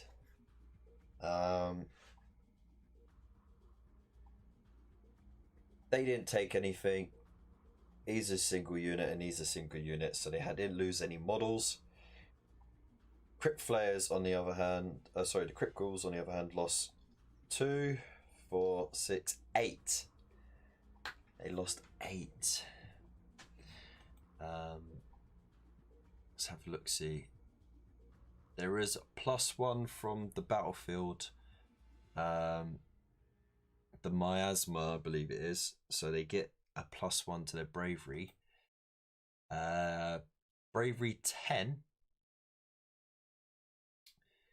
So it counts as 11 because of the scenario. You know what? I'm going to pop this light back on. There we go. Just gonna. It helps me think, I believe.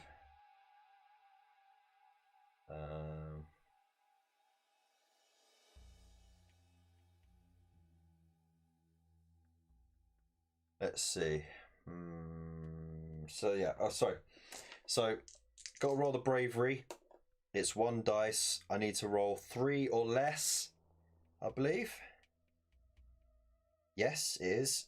So, sorry, I'm getting distracted now. Oh, Nova, leave it out, mate. That's what she said. So, all right. So that unit suffered 8 casualties. Okay, that makes their bravery stat 2 from 10. But because of the scenario, all Flesh Eater Courts units get +1 bravery, which brings them back up to 3. So rolling this 1 dice, I need to roll 3 or less.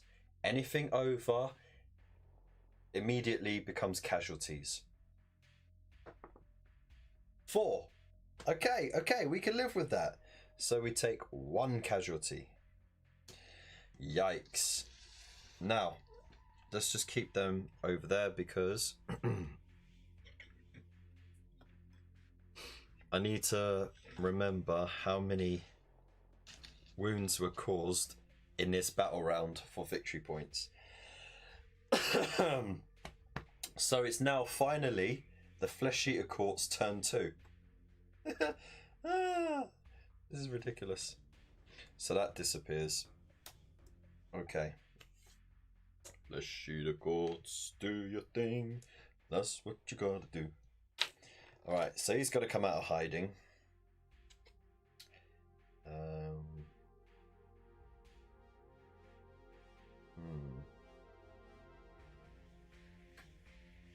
Yeah. Go straight for them. Right, he has magic. Ferocious Hunger. I'm going to cast that on this unit of Chaperoonies. So I'm going to cast Ferocious Hunger on the Ghouls. I need a 6 to cast, and I get D3 extra attacks. It casts on a 10. Oh, okay. So the Briar Queen is going to try and unbind it. She needs to roll a 10 or more. She fails to unbind it, rolling an 8. Sick. Okay, so they get an extra 1 attack. Okay, we'll take it. We will take it. So let's do it. +1 attack.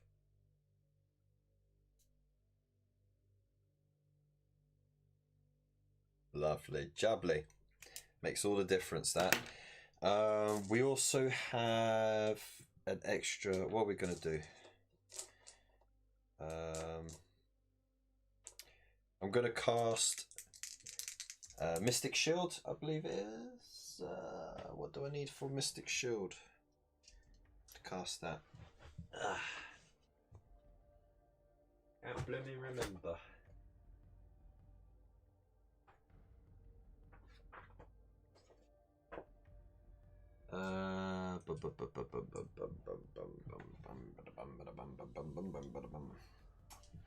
Why is it I can never remember what I need to cast Mystic Shield with?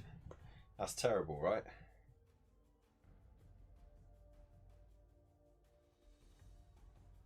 Let's have a look on the app. On the early app. The early app. Is that the rules? There we go.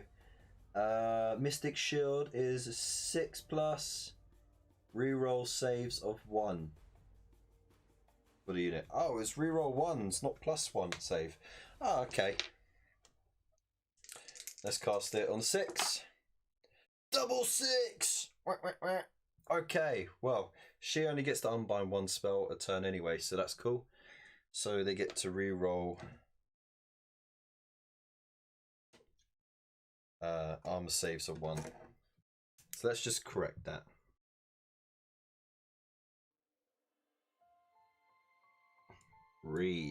Ones. Okay. I know what it means. That's all that matters. Alright, so let's just have a quick look in the chat, because we also got Essex Boys and Lupus Canis in here. How you doing? And Ravens Mitches is here as well. Dude, how you doing? Sorry, I haven't been very tentative to the group here, so I do apologise. Minor. Oh man, I hope. Well, I hope your day's getting better now, mate. Seems like it's very easy to upload to YouTube. Yeah, it can be, man. Not a very good video. Well, I look forward to seeing it, mate.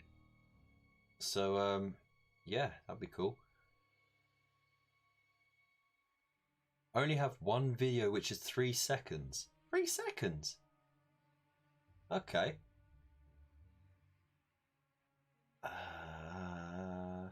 So yeah, I'm all good, Raven. I hope you're well.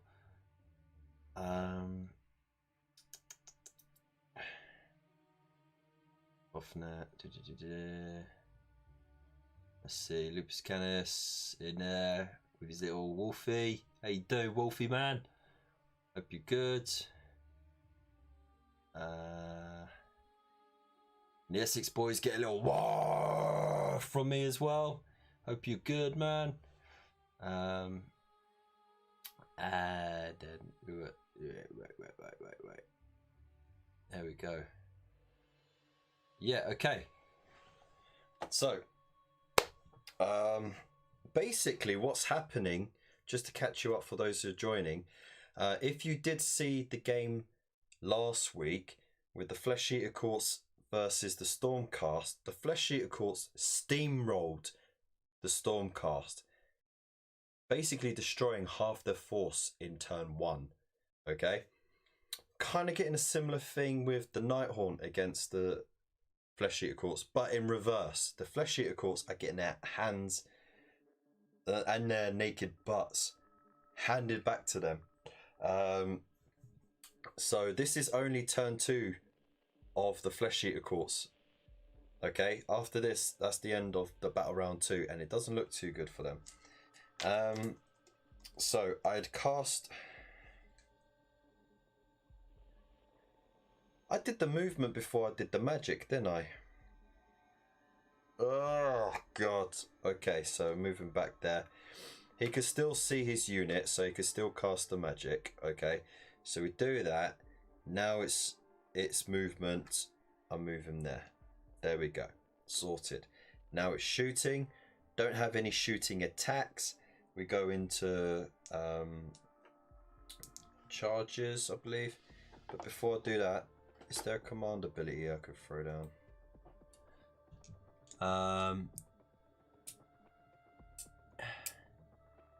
Oh yeah, no. I'm not gonna end. Actually, you know what? You know what I'm gonna do? It's still the movement phase, okay? Because I haven't done anything otherwise. So I am going to use my command ability, Summon Imperial Guard. Okay, so you can use this command ability at the end of your movement phase. You could pick the friendly model, which is this dude here. You can summon one of the following units to the battlefield. So a courtier, 3 knights, which is the flayers, or 20 serfs.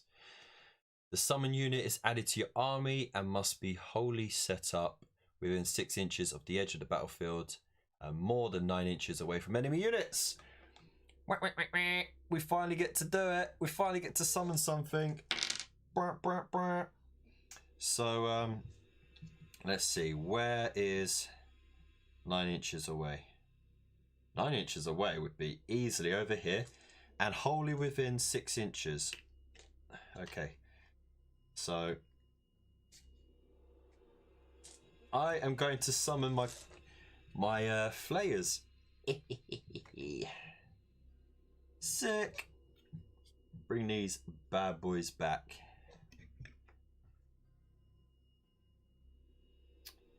Oh no, sorry.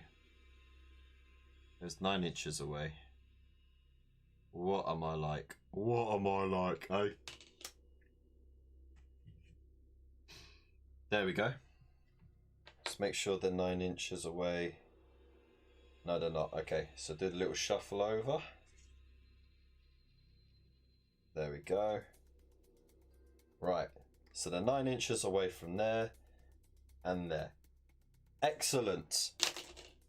Yeah, boy. Yes. I used to work with this old boy from Bulgaria, Bisa. He was a cracking guy, right? But whenever he was happy, he'd go, yes, yes, yes. Like proper, like.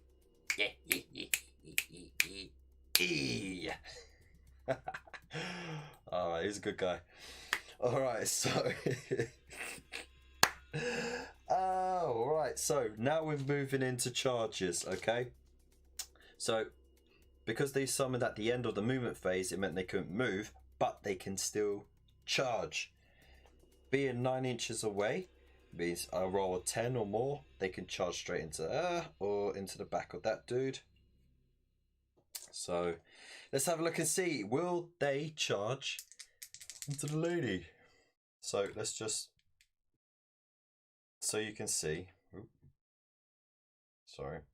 Whoa, whoa, whoa, whoa, whoa, whoa. Come over here. Up a bit. Good boy. There we go. Turn it that way. There we go. Right, so you can see where they are now. Ta-da. For the Emperor!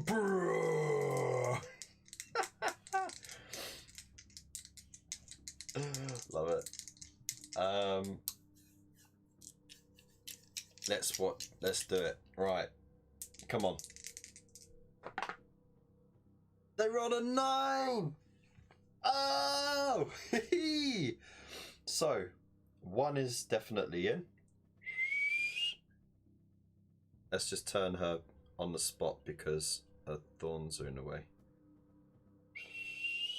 Bing! Now, he is going to land within half an inch, so he gets in to combat there, and then of course this one will just be around the back there. Excellent. Ooh, keep moving the scenery. It moves so easy. I'm gonna have to blue tack everything down, I reckon. All right, so he was 3 inches away from them, so he's gonna charge in. He's gonna have some fun.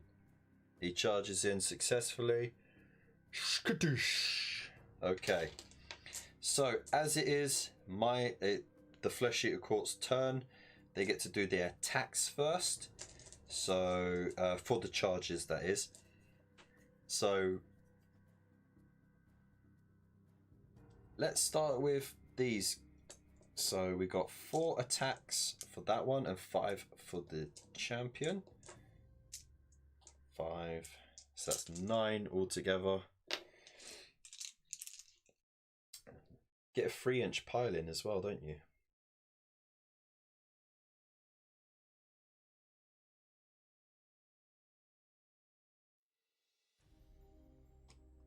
Right? You do your pile in, and it's 3 inches. Is it after the charge? Can you do a pile in after a charge? I believe you can. Let's have a look at the rules again, shall we? We're not trying to break the game, but it would be funny.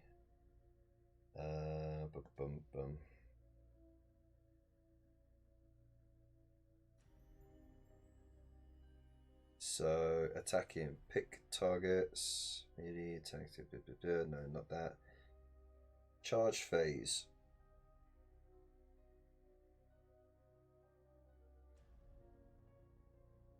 Yeah, okay. Right, combat phase. When it is your turn, you must either pick an eligible. A unit is eligible to fight if it is within 3 inches of enemy unit, or if it made a charge move in the same turn. Okay. If you pick a unit to fight, it first piles in, and then the models in the unit must attack. Piling in is a free.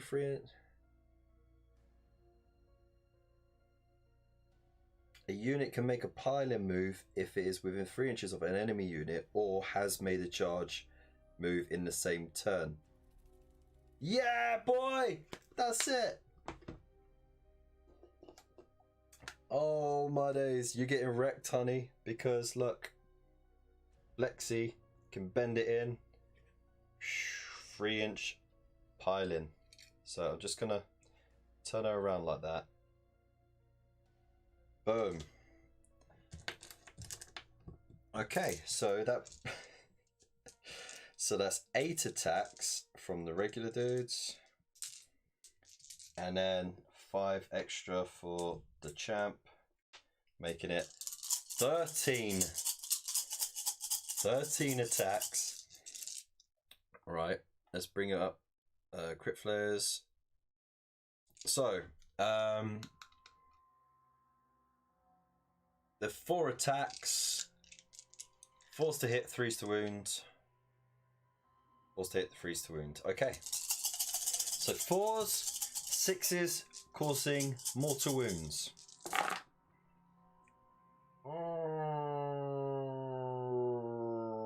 Okay, so we got 1, 6. So that's an instant wound. Mortal wound, sorry. Okay.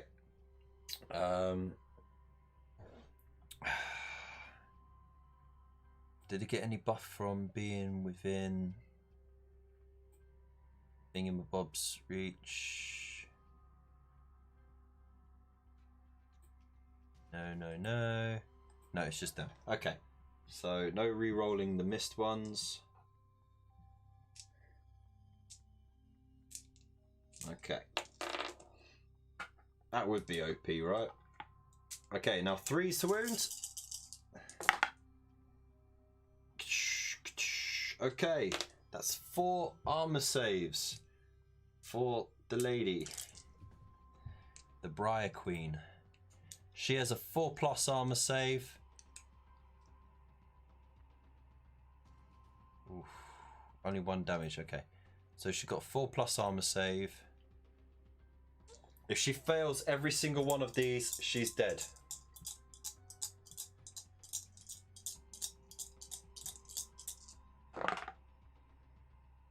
Oh, she only fails 1. So it's down to 2. Okie dokie. Okie dokie dokie dokie dukes. I didn't swallow any drink. I just had a big swallow.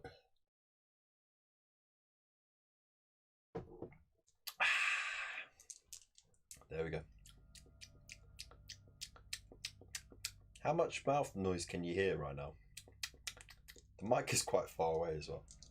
So, they've done their attacks. Now moving on to the next unit that's charged. Whoops. You stay there, boy. It's that one. So...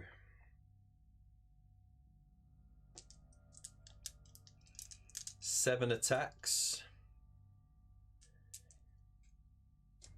7. 3s to hit, 3s to wound. Alright.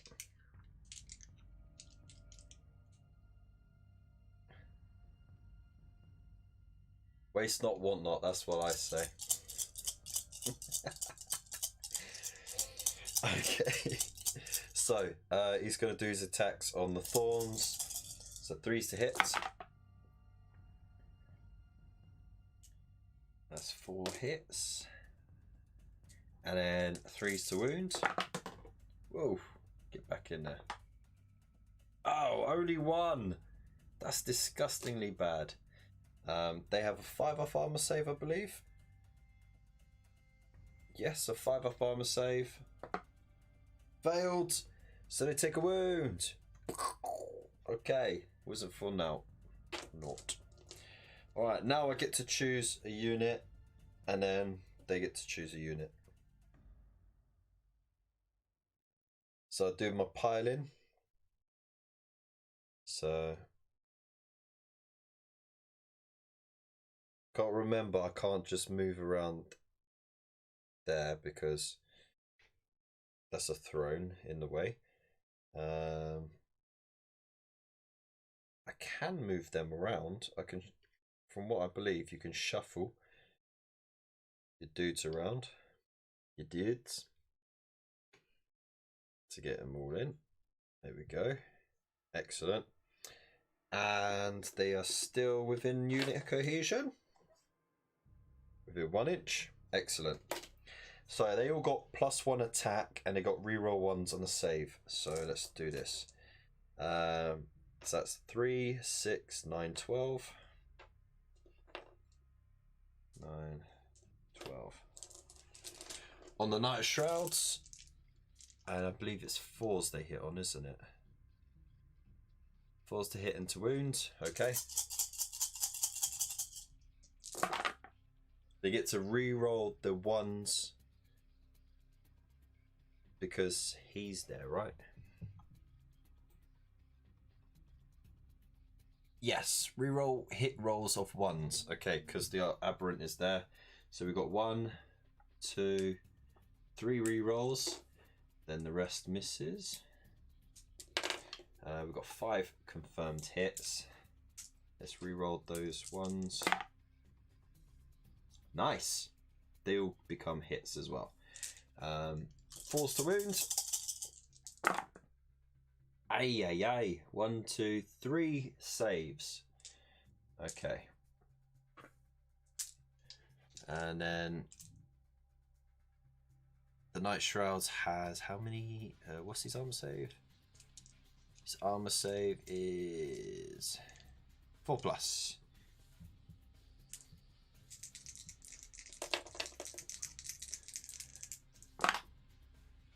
Oh, he fails too.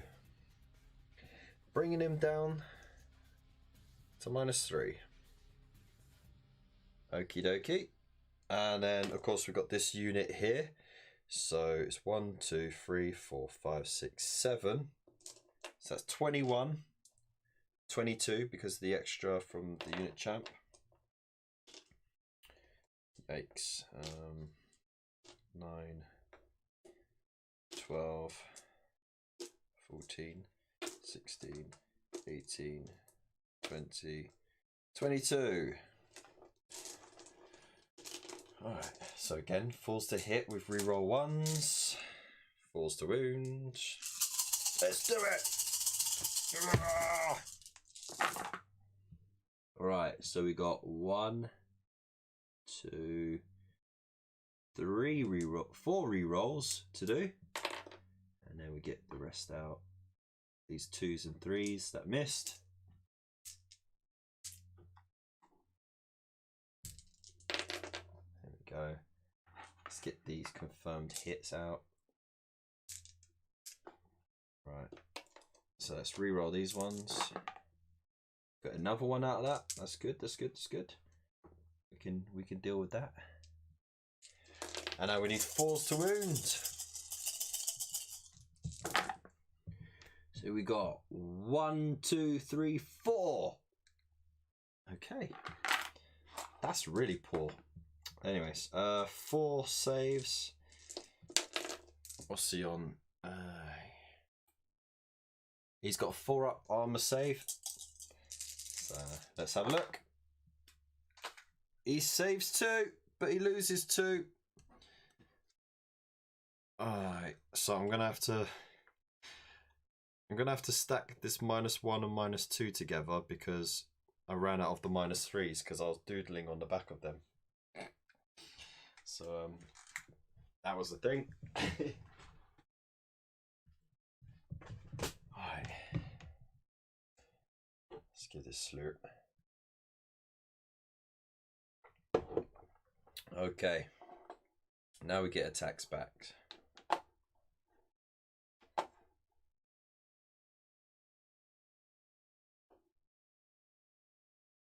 So where do we start? Alright, might as well do the Briar Queen. So she has 1 attack, I believe it is.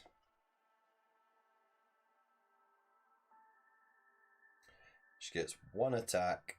It's 3+ to hit and to wound. -2 rend. D3 damage. Okay.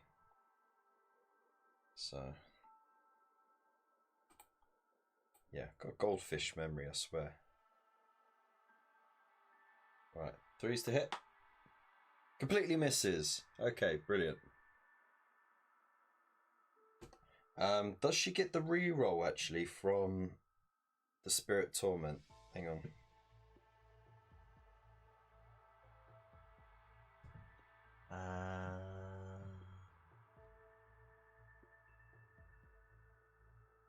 Wholly within 12 inches.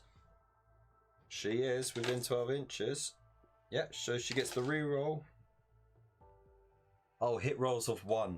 Okay, never mind. She doesn't get the reroll. My bad. So she failed. Spirit Torment. Let's do it. 3 attacks. 4s then 3s. So those 2 miss. 3s. Oh, failed as well. Yikes. Not doing great at all.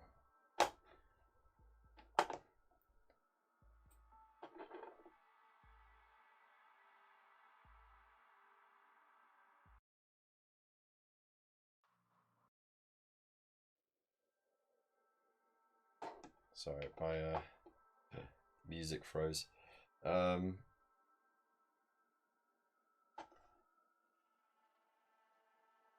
think we should change up the music anyway. Let's bring in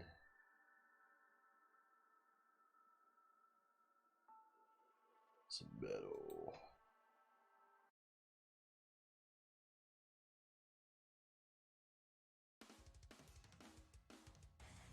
There we go. Okay, right, so he buggered all his attacks.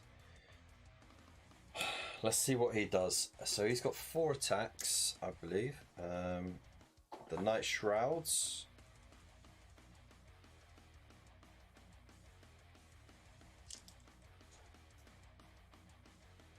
I can't hear anything. Did I pull the headphones out?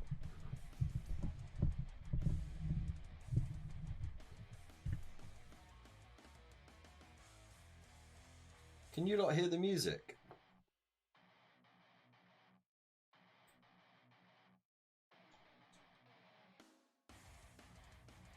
Strangely, I can't hear any music.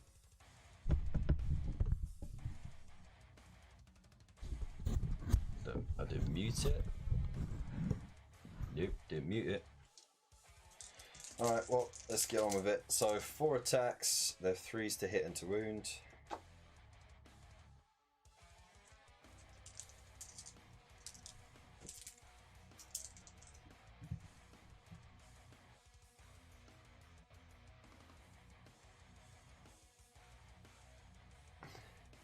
That's why.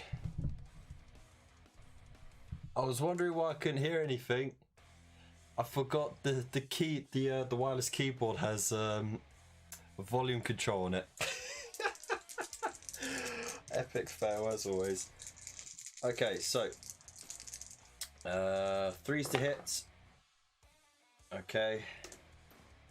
Oh, he gets to reroll the 1s to hit because of the Spirit Torment. So all 4 hit actually. Need 3s to wound. Okay. And what does he do? He does -1. Well, they got no save then. So that sucks for them. Each one does 2 damage. So he's done 6 damage. So that's 1.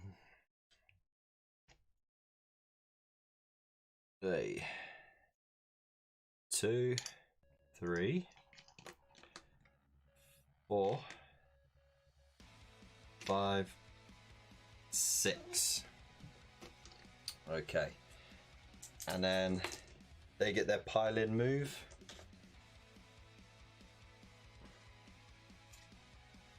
Stop moving. So let's bring them round.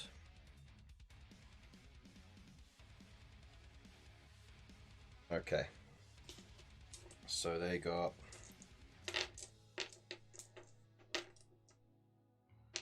They still got a +1 attack, reroll ones to hit and to wound. Okay. So it's 3, 6, 9, 12, 16. Okay. 4, 8, 12, 16. Alright.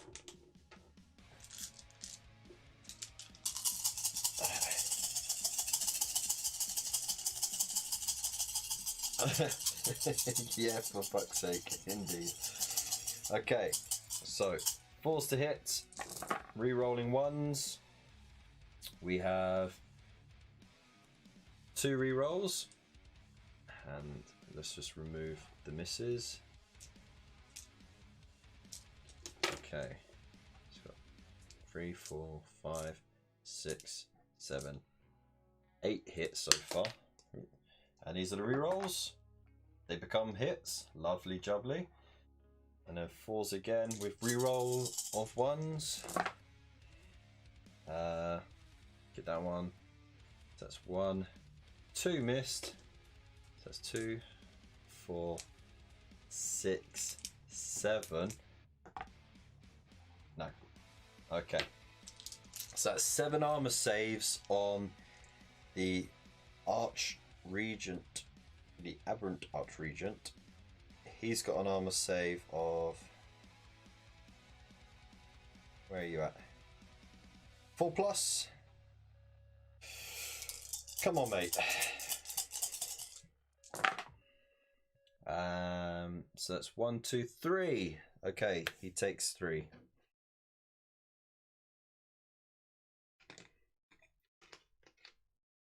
Right, so I'll just have to pile up these -1s. I've got 3 -1s. So there you go. 1, 2, 3. Right. That is that. Okay, so we need to do Battle Shock. So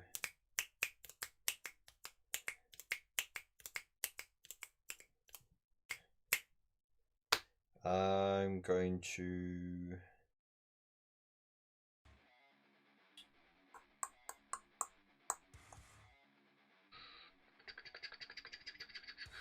how many did he lose? 1, 2, 3, 4, 5, 6. 6 dudes. I still only got 1 command point, don't I?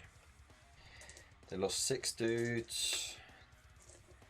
They have 11 bravery because they got a +1 for the throne. So I could manage that. 5 or less. Okay. They roll it. If I roll a 6, I lose a guy. No, they're good. Excellent. Swept over there. They lost a dude. What's their bravery?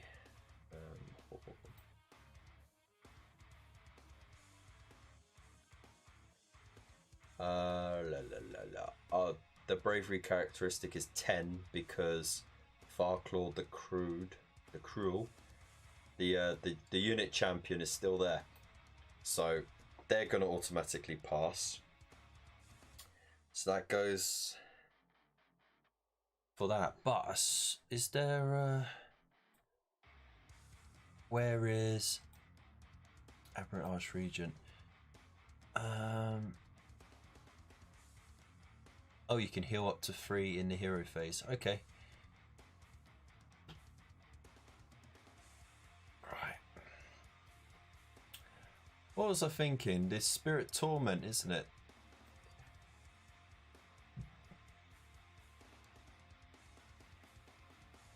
At the start of the Battle Shock phase, if 3 or more enemy models were slain that turn, pick a friendly Nighthaunt unit that is within 6 inches of this model and heal D3 wounds.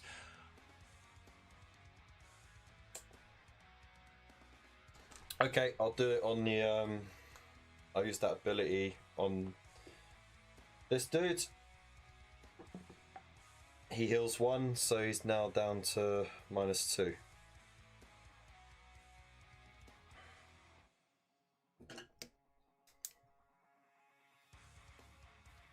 There we go.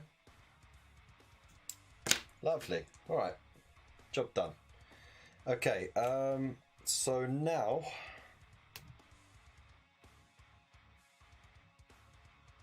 Oh, we need to work out, because it's the end of that battle round, we need to work out who caused the most wounds. So that's 3, 5, 7, 8 versus all of that. One of them had died. He done. So obviously they have the Nighthaunt. Ooh, so let's see. So basically, Flesh Eater Courts lost all of this. They took these wounds. So they've obviously lost more wounds in this battle round than the Nighthaunt.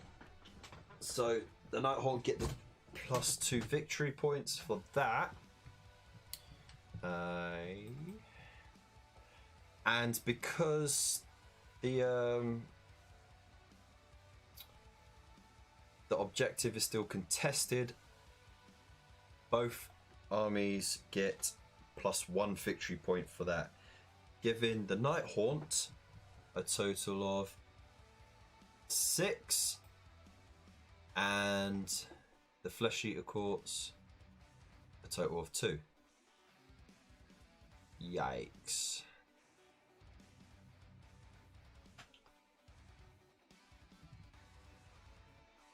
Okay, so the only way the Flesh Eater Courts can win this is if they table the Nighthaunt in the next turn and then just sit on the objective until turn 5. That's the only way I can see it happening, but we'll see. So they still got that effect, and he still got that effect. Let's do battle round 3. Christ, this one's going on, isn't it? So we'll do the green as the Nighthaunt, the white as the Flesh Eater Courts. It's a draw, which means the Nighthaunt gets to go first. So let's do it. Let's cast some magic.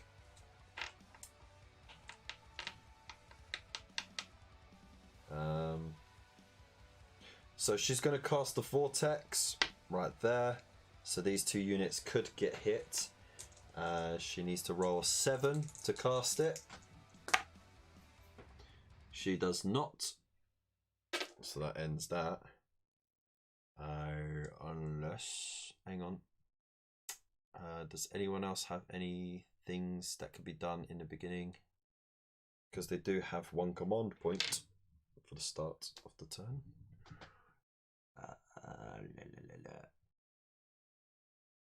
That's the combat phase.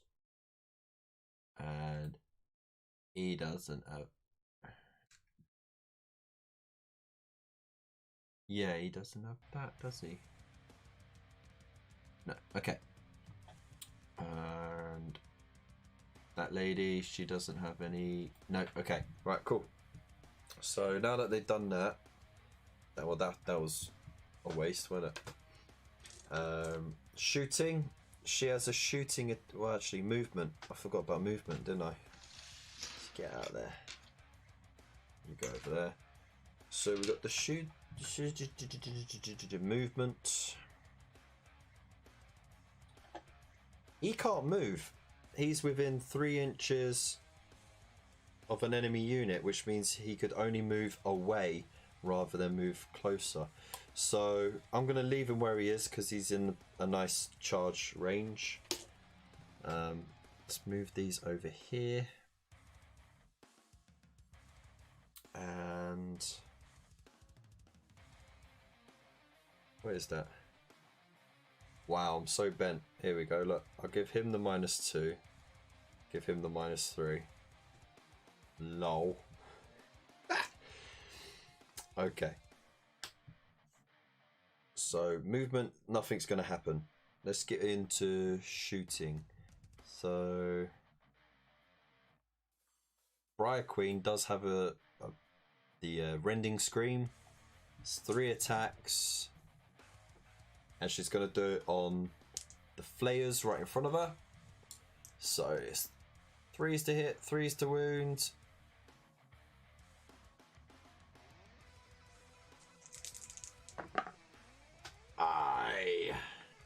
Just the 1 hit, 3s to wound.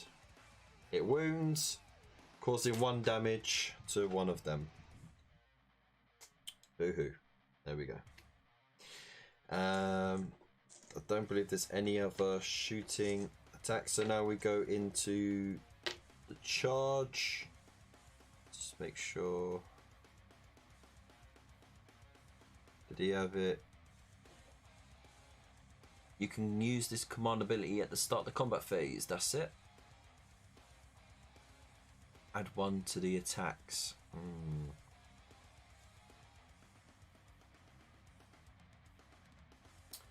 Okay, yeah, he's going to use that command point to put it on that unit. So they got the +1 attack still. And then let's do some charges. So he's going to charge into the aberrant. If he rolls double 1, he fails. Ah, he's in. Okay.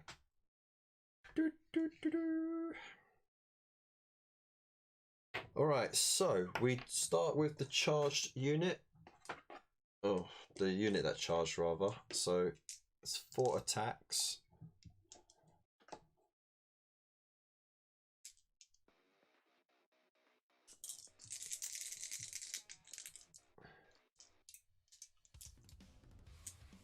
Yeah, I've used her.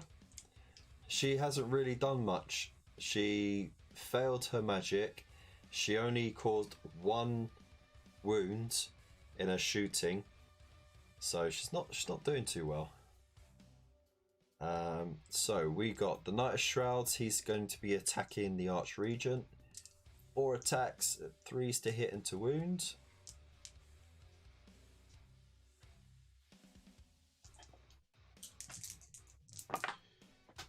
Okay. So he gets 3s to wound. Oh boy. Ouchie mama. It's -1 rend. And the Archregent has a 4+ save, making it a 5+ save. So let's do it. He needs 5s. Oh, 2 of them went through. Yikes. Ouchie, ouchie, ouch. Let's see. He's down by 3 already. So that 4 wounds means he's dead. Ding ding. Okay. He died. The poor horse hasn't had a chance to do anything. That poor horsey. So that means the Knight of Shrouds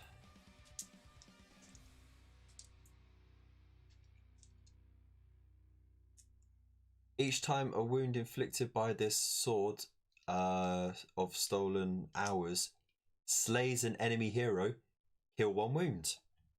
Okay, well, there you go. He now has 1 wound healed. Ta-da! That's so bad. Alright, well that unit can't do anything because it's there. So let's let the Briar Queen get an attack in before she dies. Oh, hang on. Sorry. So yeah, he's dead. He's healed a wound from killing him. Which is a shame because if the Flesh Eaters had their first turn, then he would have healed 3 wounds and he would have been fine. So, yikes. So the Briar Queen's going to get her attack, alright, before she gets butchered. So she's got 1 attack, 3s to hit and 3s to wound. That was it. 3s to hit. It hits. 3s to wound. It wounds. It's got -3 rend, so they don't get an armor save.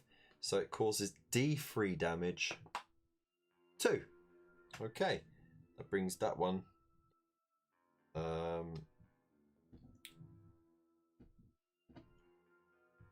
Brings that one down to -3. Alright. Now I get to start allocating an attack back. Because she's already attacked them, they're not going to get attacked again. So I'm going to do the attack over here. They do not get the +1 attack anymore because the Archregent is dead. So they're back to their regular stat of 2, 4, 6, 8, 11. 6, 8, 11. Hitting on 4s. 2, 3, 4, 5, 6, 7.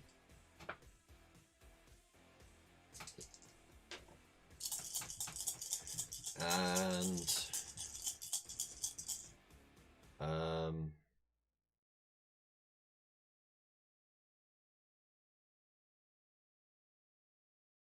wait, what did I do? No, they do still get their +1 attack. What am I doing? Because that was a spell cast on them, wasn't it? So it lasts until their hero phase, which they haven't had yet. It was the reroll ones. Oh man, where's my brain at? So 1, 2, 3, 4, 5. Let's just roll those other 5 attacks quick. Okay, so you got 2 more hits. Okay, there we go. Whew, glad I got that. Alright, 4s to wound. There we go. 1, 2, 3, 4, 5, 6, 7. 7 saves. At 4+ for the Spirit Torment.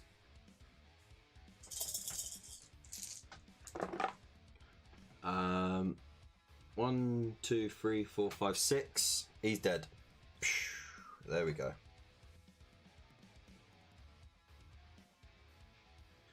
Right, okay, there we go. Jeez, man, my brain is so after time.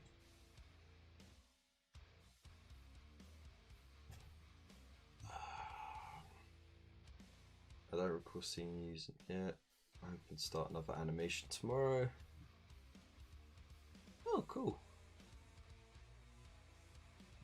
I look forward to seeing it, mate. Oh no, I've got no drink. I've got no water. Better end this quickly. Alright, so they've had their attack. There's no Nighthaunt that's within combat range that hasn't attacked yet, so I'll go straight back to these guys. So 4, 8 plus 5, that's 13 attacks. 6s causes mortal wound on the hit. So they needed, I think it's 4s and then 3s, isn't it? Yeah, 4s then 3s.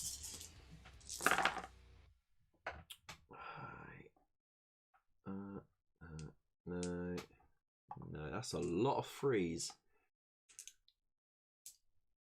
Crikey. But good news, they've caused 2 mortal wounds already. How many wounds does she have? 5. So that brings her to -4. She's only got 1 left. So let's see if these can hurt her. So 3s to wound. Oh yes, boy! That's 5 armor saves she's got to make. Yikes. Let's see. She's got 4 up save. Let's see if she needs to save all of them or she's dead. No, she's dead. Keep your eye on that opponent, Mr. Kev. I think she's dead. There you go.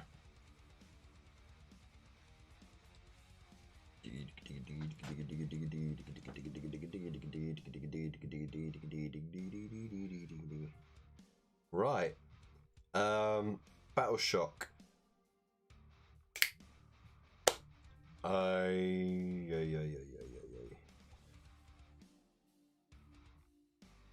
That was the Nighthaunt's turn, wasn't it?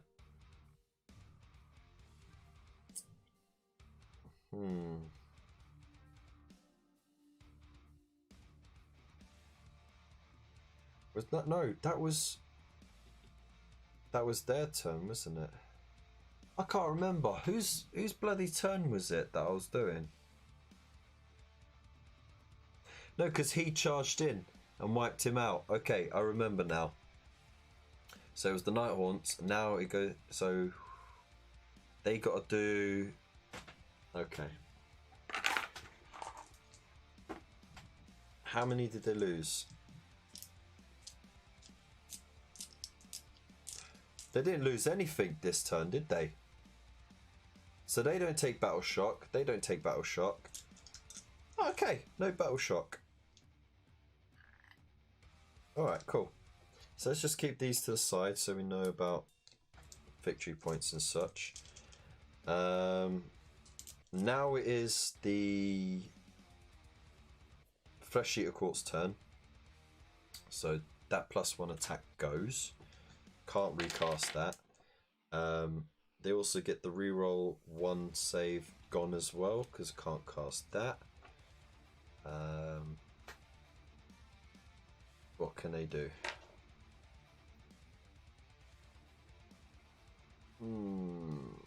They could charge, couldn't they? Alright, so the Crypt Flayers are going to move round, making sure they're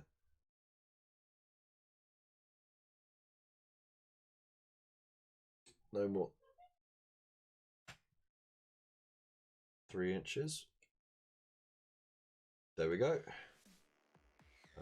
Making sure to keep that counter on him. And like I said, they can't move because they're still within 3 inches of him, and they would have to move out of the 3 inches just to move back in, and there's no point because they're going to charge. But first, before we do that, they do have a shooting ability. So let's go to this. We finally get to use it properly.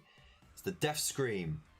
So roll a 2d6 and subtract 2 if the target is more than 3 inches from you, which it is.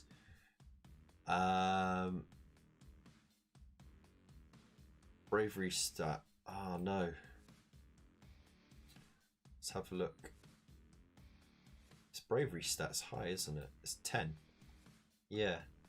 What about the thorns? That's at 10 as well. So there's no point doing the scream. Unless I roll double sixes. Right? It's not going to cause any damage. I might as well do it. Then. So, because it's 3 inches away. Wait, was it -1 or -2, did it say? Subtract 2. No, I can't. It's impossible. So screaming at it won't do anything. So we'll just get into combat. So they're going to charge. Well, they're going to charge the Night Shrouds first. Successfully made it. So let's move that around there. So boom, boom, and that's going to be overspill over to there. And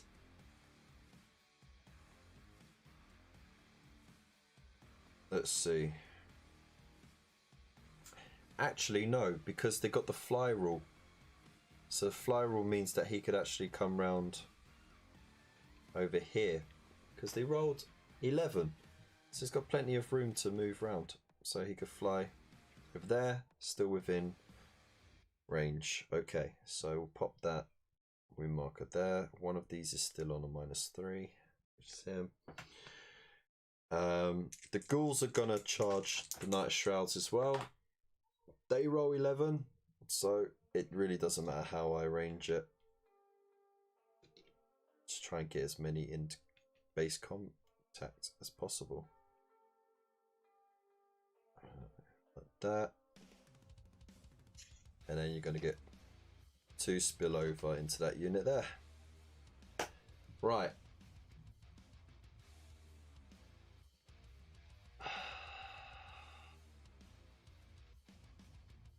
I think there is something a bit smelly about these undead, just saying. Not because BQ failed to cast. I'm busy painting and getting this. Ooh, nice. Alright, well, as it stands, who do you think's going to win? I think it's quite even actually at the moment. But we'll see, shall we? So charged units get to attack first. This is going to be overkill, probably. We have a crazy amount. Did he get the extra on the charge? Was it? No, I was imagining it. Okay. That's that by the other dude, isn't it? Right, so 13 attacks on. There we go. Then he 4s to hit, but 6s cause instant mortal wounds, and then 3s to wound. So let's bring it in a bit more, yeah.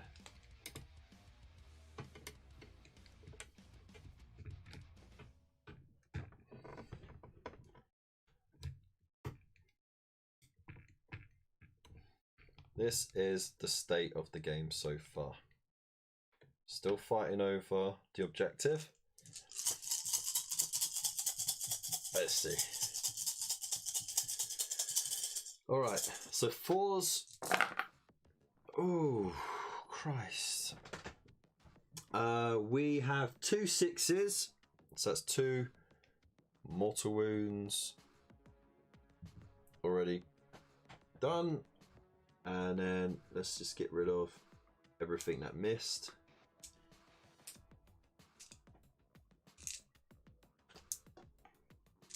Okay, only 4 hits. Yikes! It's 3s to wounds. Where was that? 2 wounds. Okay, he's got an armor save of 4+. He makes a save, loses another wound. He's down to 4. Okay. How many wounds does the chappy chap have? 6. Oh, so he's got 2 left. Oh, I'm off to bed in 10, so don't think I could stay for the final washout.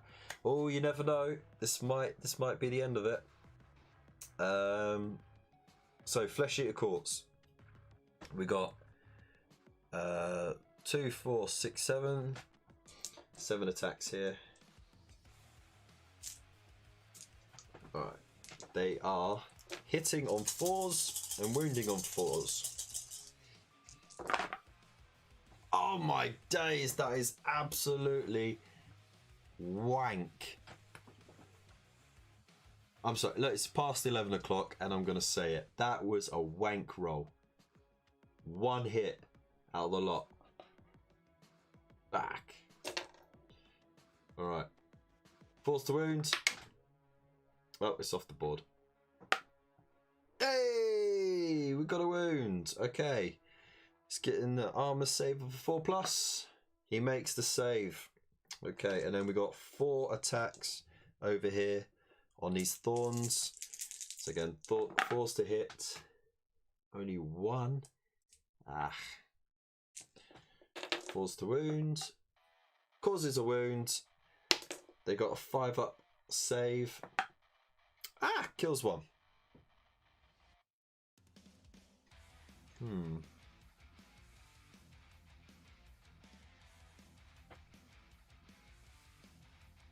Yeah, take that one. Okay. Right. Now I get to do pile-ins, so that will pile in there.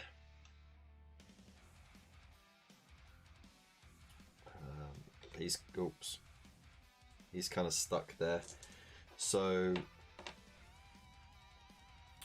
what don't they get? They don't get.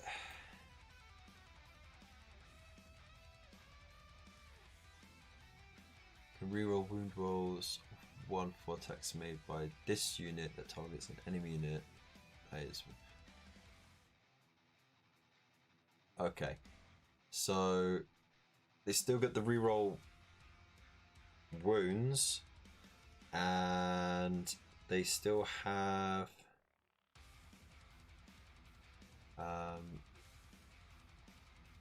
the add 1 attacks, but they do not any longer have the reroll ones to hit because the Spirit Torment is dead. Okay, so 2, 4, 7. Oh. So that's 5, 6, 7 plus the 3 extra that they get. They hit on 4s on the flesh eater ghouls. Yikes.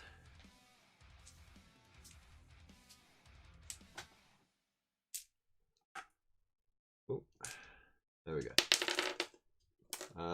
And then a wound on 4s, re-rolling 1s. Get the reroll. They made the reroll. The ghouls have a 6-up save. No, so 2 of them are dead. Dead. And then there's one dude there who can only hit the crit flare. So he has 3 attacks. Hitting on 4s. Wounding on 4s. He gets a wound. The crit flare has a 5-up save. Yeah, 5-up save. In the box. Makes the save. Okay. Right, now it is time for the big boy himself. He's gonna throw down some attacks.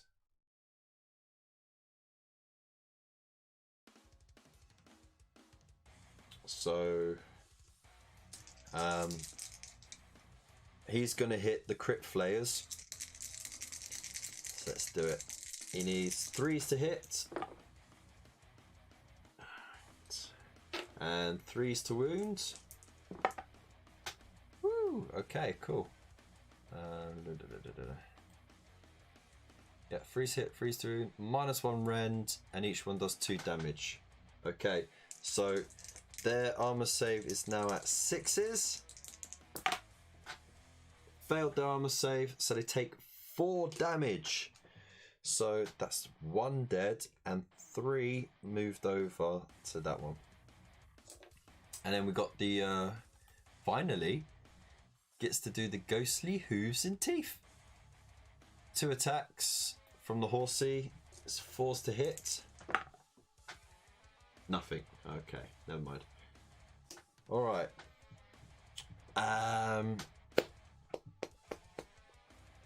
So Battle Shock is gonna be. They'll automatically pass. It'll pass.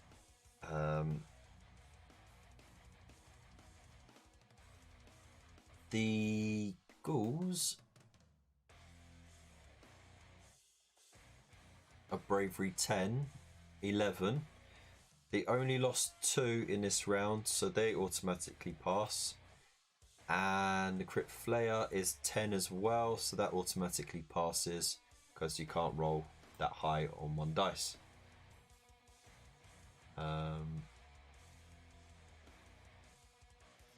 So that's that.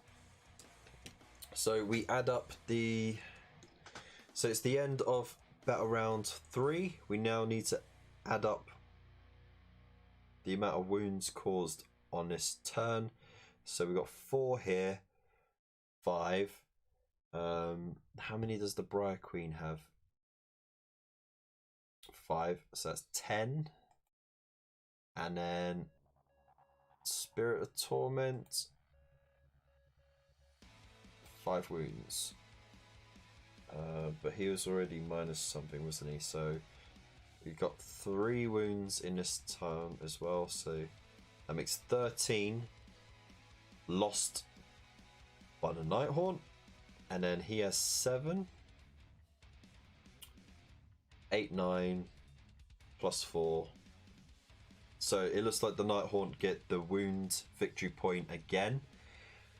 And again, it's contested, so they both score a point. So, wow. Flesh Eater Courts are not doing well.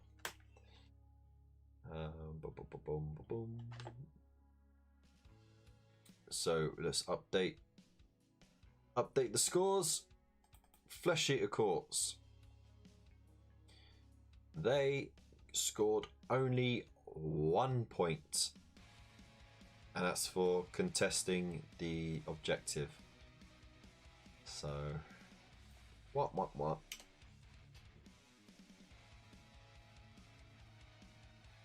And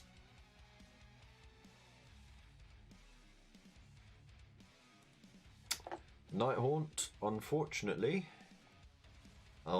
fortunately, depending on whose team you're on, scored 3. So that's 2 for causing the most wounds, and 1 for contesting the objective, bringing them to a grand total of 9. Jesus. Holy Jeebus. You know what? Sorry, I'm cracking out this. This is all going to come down to whoever rolls the highest for priority.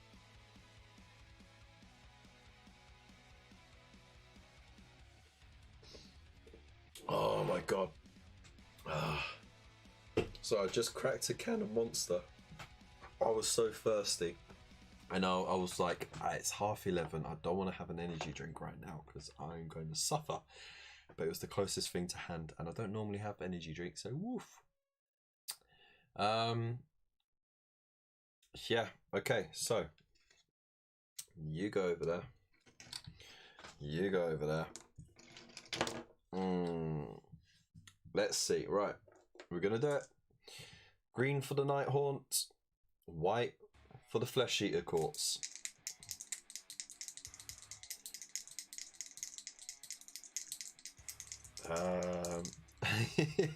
No, he has the special ability Messiah Walk, which basically means he, for all intents and purposes, he has the fly rule whenever crossing water.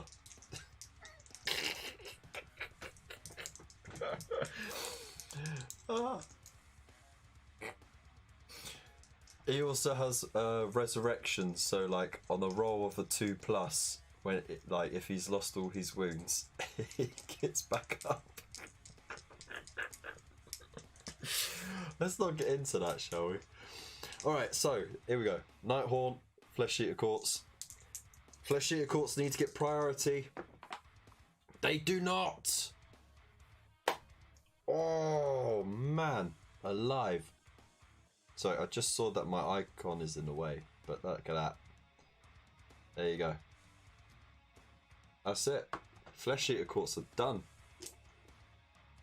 They ain't gonna survive this turn.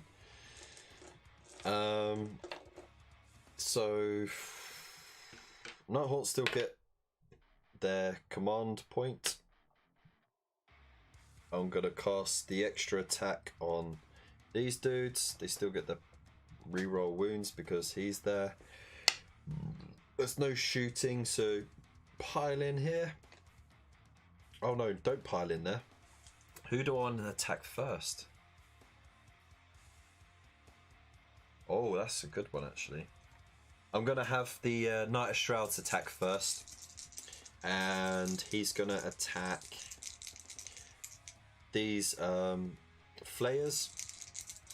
So he's got 3s to hit. Cool. And freeze to wound. Oh my days. Ouch. He's actually hitting out now. Okay. What was his -1? That gives the crit flayers a 6-up save. So they need 6s. Oh my days! No way! Alright, Nova. Thank you so much for hanging out. Proper appreciate it, mate. You have a good night. Wow. Look at that. They rolled 3 6s for the save. They still take 2 wounds from that 1 that was rolled. But damn! So that one's dead. And he's taken a wound. Oh, man. Oh, dude. That was sick. Okay, so we still have the cloven hooves, so it's 5s to hit. Oh no way! 4s to wound. Do 1 wound. Okay, does it actually have a rend stat? I don't think it does. It doesn't.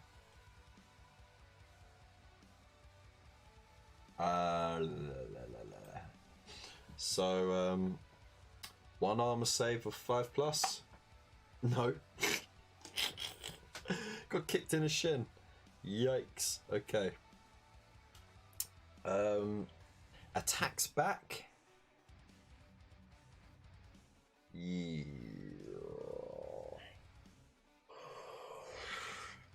Right.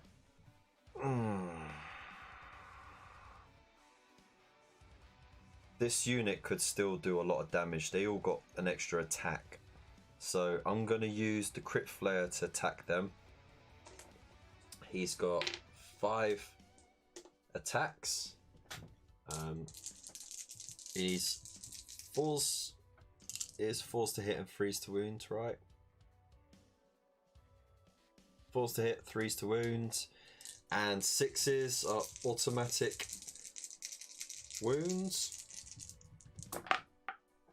He rolls 2 6s. Ooh, you dead. You dead. And then 3s to wound.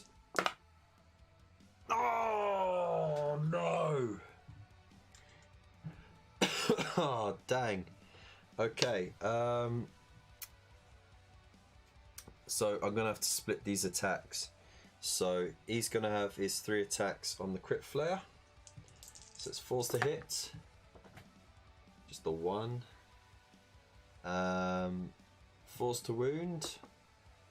It wounds. He needs to make a 5-up armor save. Fails.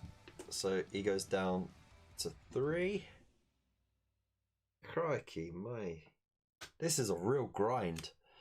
And then the unit champion has got 4 attacks on the ghouls. So 4s to hit. Only 1. And then 4s to wound. Makes a wound. So it's 6s to save. No, we lost a ghoul. Ghouly ghoul. Okay. Ghouls are going to have their attacks back. So I've got 3 attacks here. Oh, you know what? You know what? No, they're going to do all their attacks. So it's 5 attacks on the Night Shrouds. Let's do it. 4s to hit. Ooh. Come on. Come on. 4s to wound. 1 wound. Ah, not enough. Okay, he's got a 4-up save. And he saves it comfortably. Okay, yikes. Again, they all pass bravery because no one's lost enough. So you go over there, you go over there, because now it is the Flesh Eater Court's turn. So they get to decide what they attack first.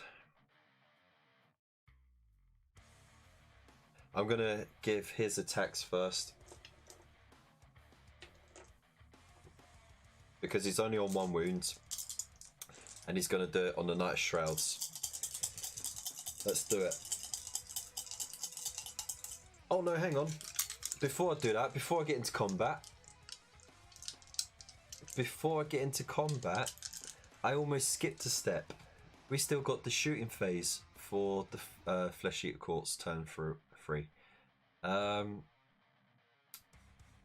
Crit Flare. He could do his Death Scream. Yeah, 2d6. Subtract 2 if you're more than 3 inches away, but they're not. And that's how much extra damage you do. Okay, so the thorns are bravery 10 still, and the big dude is still bravery 10. So you know what?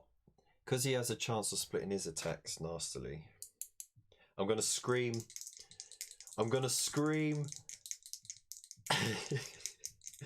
At the Night of Shrouds. So, oh boy, I need. Oh, what happened there? How many wounds does the Night of Shrouds have?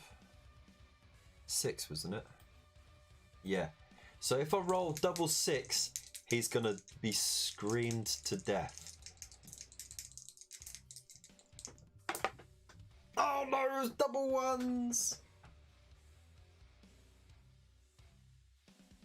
Oh, all right. It was worth a try. Okay, so now we get into combat phase. He's got to do his attacks direct on the Night of Shrouds. So he needs 4s to hit, 6s automatic wounds. He causes a mortal wound. So he's down to -5. And he's still got a wound. So wounds on 3s. Oh yes, 2. He's got 4 up armor save. He's got to pass both or he's dead. He passes both! Oh, God. Oh, mate.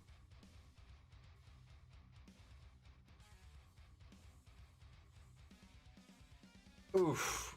Oh, no. Buffnet, no. No, Buffnet. Naughty. Naughty, naughty. Okay, Night Shrouds is going to get his attacks in. 4 attacks on the Flayer. He's going to attack the Flayer just to get it off the board. There's always that chance that he might kick the heck out of the dudes there. So let's do it.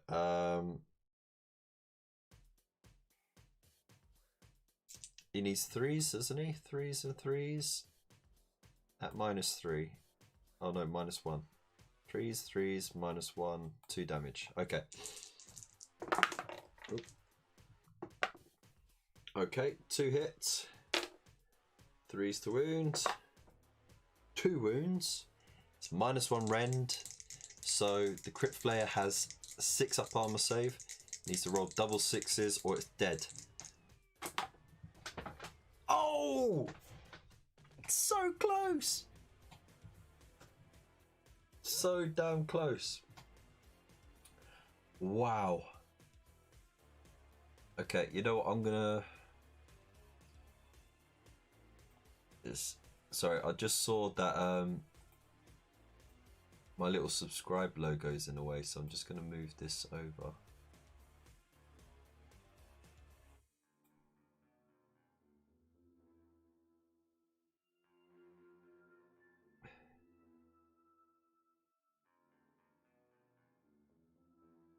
There you go. Now you can see the nonsense. Look at that. He died. Big boy is dead. So that means the ghouls, they got their attacks. God, mate. There's 5 attacks here. 5 attacks. Do I split them between them and him? Or do I go all out? I'm going to go all out on the Night Shrouds. With the 2 ghouls that are left. Come on. So I need 4s to hit. And I need 4s to wound. Okay. 2 armor saves. If he fails 1, just 1, he's dead.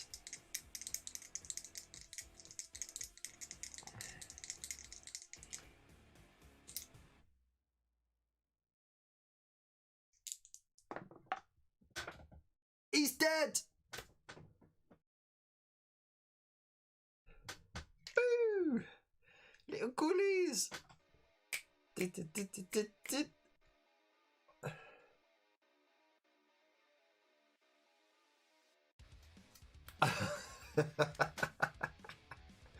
Can't bloody win. Alright, look, here we go.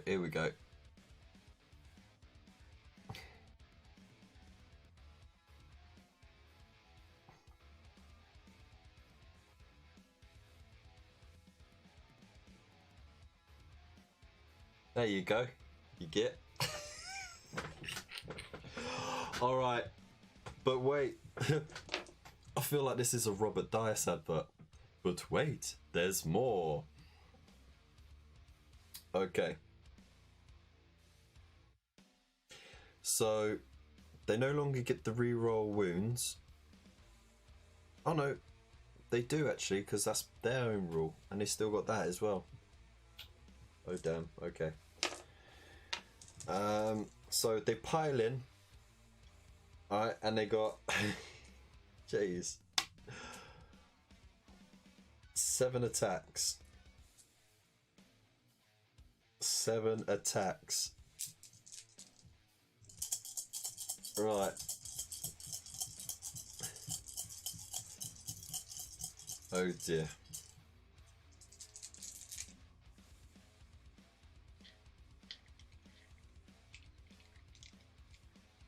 Well, wait, did they already attack?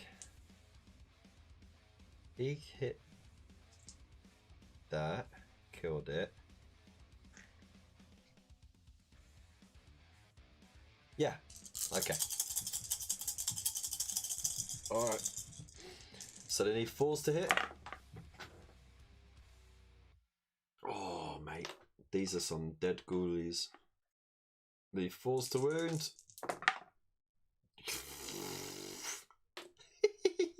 Alright, need to make 4 saves of 6.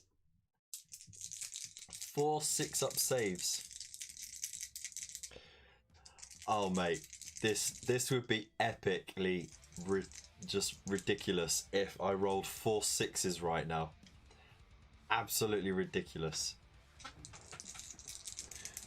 Alright. Let's do it. Oh, there you go. Dead. So, yeah, victory points plus tabled. Nighthaunt won. But it was so close though, right? Look, that is close as heck. And I think I actually gave them an advantage as well by giving them like 3 characters. But that was mad. So the final scores would be hang on, who caused the most wounds in that turn? In that battle round?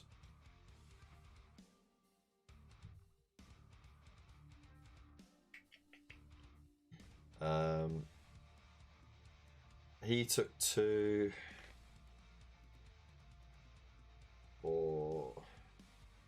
Okay, so I have to do it because it's ridiculous, but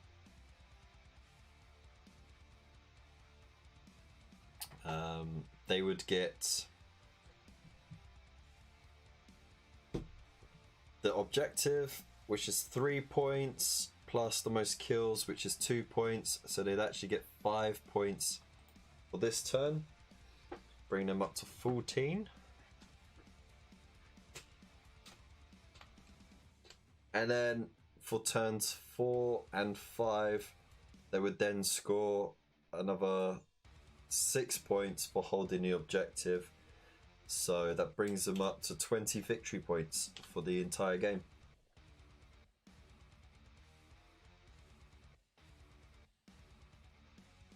There you go. So, boom. I mean, what can I say? Holy moly. That was intense. That was that was crazy. Oh dear. Let's just move all this out of the way. Let's have a little heart to heart. It's quite late on a Monday as well, and I was supposed to help the missus. Oh dear. Let's turn the game down a bit. There we go. So wow, what a match. There were some weird dice rolls, yeah. There were a lot of re-rolls going on. So, you know, there was that, but it was, you know, like I said before, the reason why the Nighthaunt were gonna do better was because they weren't limited to, you know, just moving around on the board. Like, Nighthaunt can fly, they're ethereal, and they don't suffer rend as well. So the rend stats on the flayers really ripped through the castigators, you know, and they, you know, like the instant wounds as well, the mortal wounds on the hit rolls of 6s chewed up their Knight Incantor. So yeah, that was a crazy game, because you also got lucky on the charge there as well. But in this one, there was no such lucky charge, because the Nighthaunt set up further back. They didn't start at the 6-inch range. They set up a bit further back, so they couldn't get first turn charged. Which was, you know, is a smart way of learning from the mistakes of Sigma's shiny boys. And then it was just a case of denying full control to the Flesh Eater Courts of the objective, which was really easy because, again, yeah, I could just fly through the terrain. And the Stormcast couldn't do that before. They got bottlenecked by the terrain. So they really suffered. If they could, once they got into combat, they sort of did all right if they weren't the ones being charged. Because of course, you know, you put on ferocious hunger on anything, and it's absolutely crazy how many attacks you can throw in. But yeah, no, I think the Flesh Eaters still held their. They really did well, and it did come down to the luck of the dice roll, to be honest. The Nighthaunt again did really well, and they had some lucky rolls and they had some unlucky rolls. Very evenly matched forces, actually, surprisingly. Having a magic caster fight each other, and then having you know, like extra unit to buff out your existing forces and stuff. I think it worked quite well. I think I managed to balance that out quite nicely, and the fact that it did get down to the wire just goes to show how closely balanced that was, irrespective of dice rolls. So yeah, and it was good fun, and I can't imagine how much more chaos it would have been if I did throw in rules for the terrain as well. To be honest, I think it would have been much too much hassle to remember all the rules. I was struggling to remember the rules that I had already. So, but anyways, if you did enjoy this, please make sure that you do hit that like button. I hope you learned something as well from it. So let me know in the comments as well if you're watching this back after the live show, what you thought about the game, where you think things could have gone differently, what you would have done differently, what you might have swapped out. Taking in mind that we're only using the units that we've made and built up to issue 21, so you know, we're not like heavily investing in large units of you know, crazy stuff, or the you know, the characters that you get later on in the series. So yeah, but anyways, I did have a lot of fun with that. It was really close. If you do want to subscribe, if you haven't already, then of course that is always an amazing option. And do make sure that if you do, you hit that bell icon as well, and select all rather than personalized, so you don't miss any videos. I'm trying to get back into the swing of doing videos on a regular, so there may be one out this week, just really covering more of organizing your existing collection of Mortal Realms, because I'm sure, like a lot of other people, I just kept piling in the magazines into a box, and it was only like the last couple of nights I actually started sorting through them and organizing them, putting them in the right folders and stuff like that. And even with your miniatures as well, I think it's good to be organized with those as well. So I might be covering that, and how your forces should look by the end of issue 20. And I want to try and do that sort of every 10 issues. Just go, hey, this is what they should look like at the end of that. So keep an eye out for that. I also got loads of other interesting projects. I do have a raffle to celebrate hitting 1k subscribers as well. That will be, I'm hoping to have it launched at the end of the month, so keep an eye out for the details on that. I just got to finalize the details, so, and that'll be awesome, because I want to have a nice little give back to the community that's helped me get here, as a thank you to all of you amazing, beautiful, legendary people. And I think it's a fairer way as well, rather than just doing one prize, just randomly giving away. I think a raffle is much fairer. It means that I can get more prizes out there as well, some more winners, which is great. So of course, you know, the more tickets get sold, the more prizes, then better prizes they can be. So yeah, look out for details of that at the end. Also, don't forget to check out my social media links as well. They're all in the description below. There are plenty of Facebook groups as well to follow. Always follow the Chilling Wargamers. They're an amazing group. I am a proud member of the network, so please go have a look over there. And if you want to help support the channel, there are plenty of ways to do so. You can throw money straight at me, which is always welcome. Toss a coin to you, Kevin. Or you can use the affiliate links, pre-order yourself some issues from Forbidden Planet if you're not subscribed to the series already.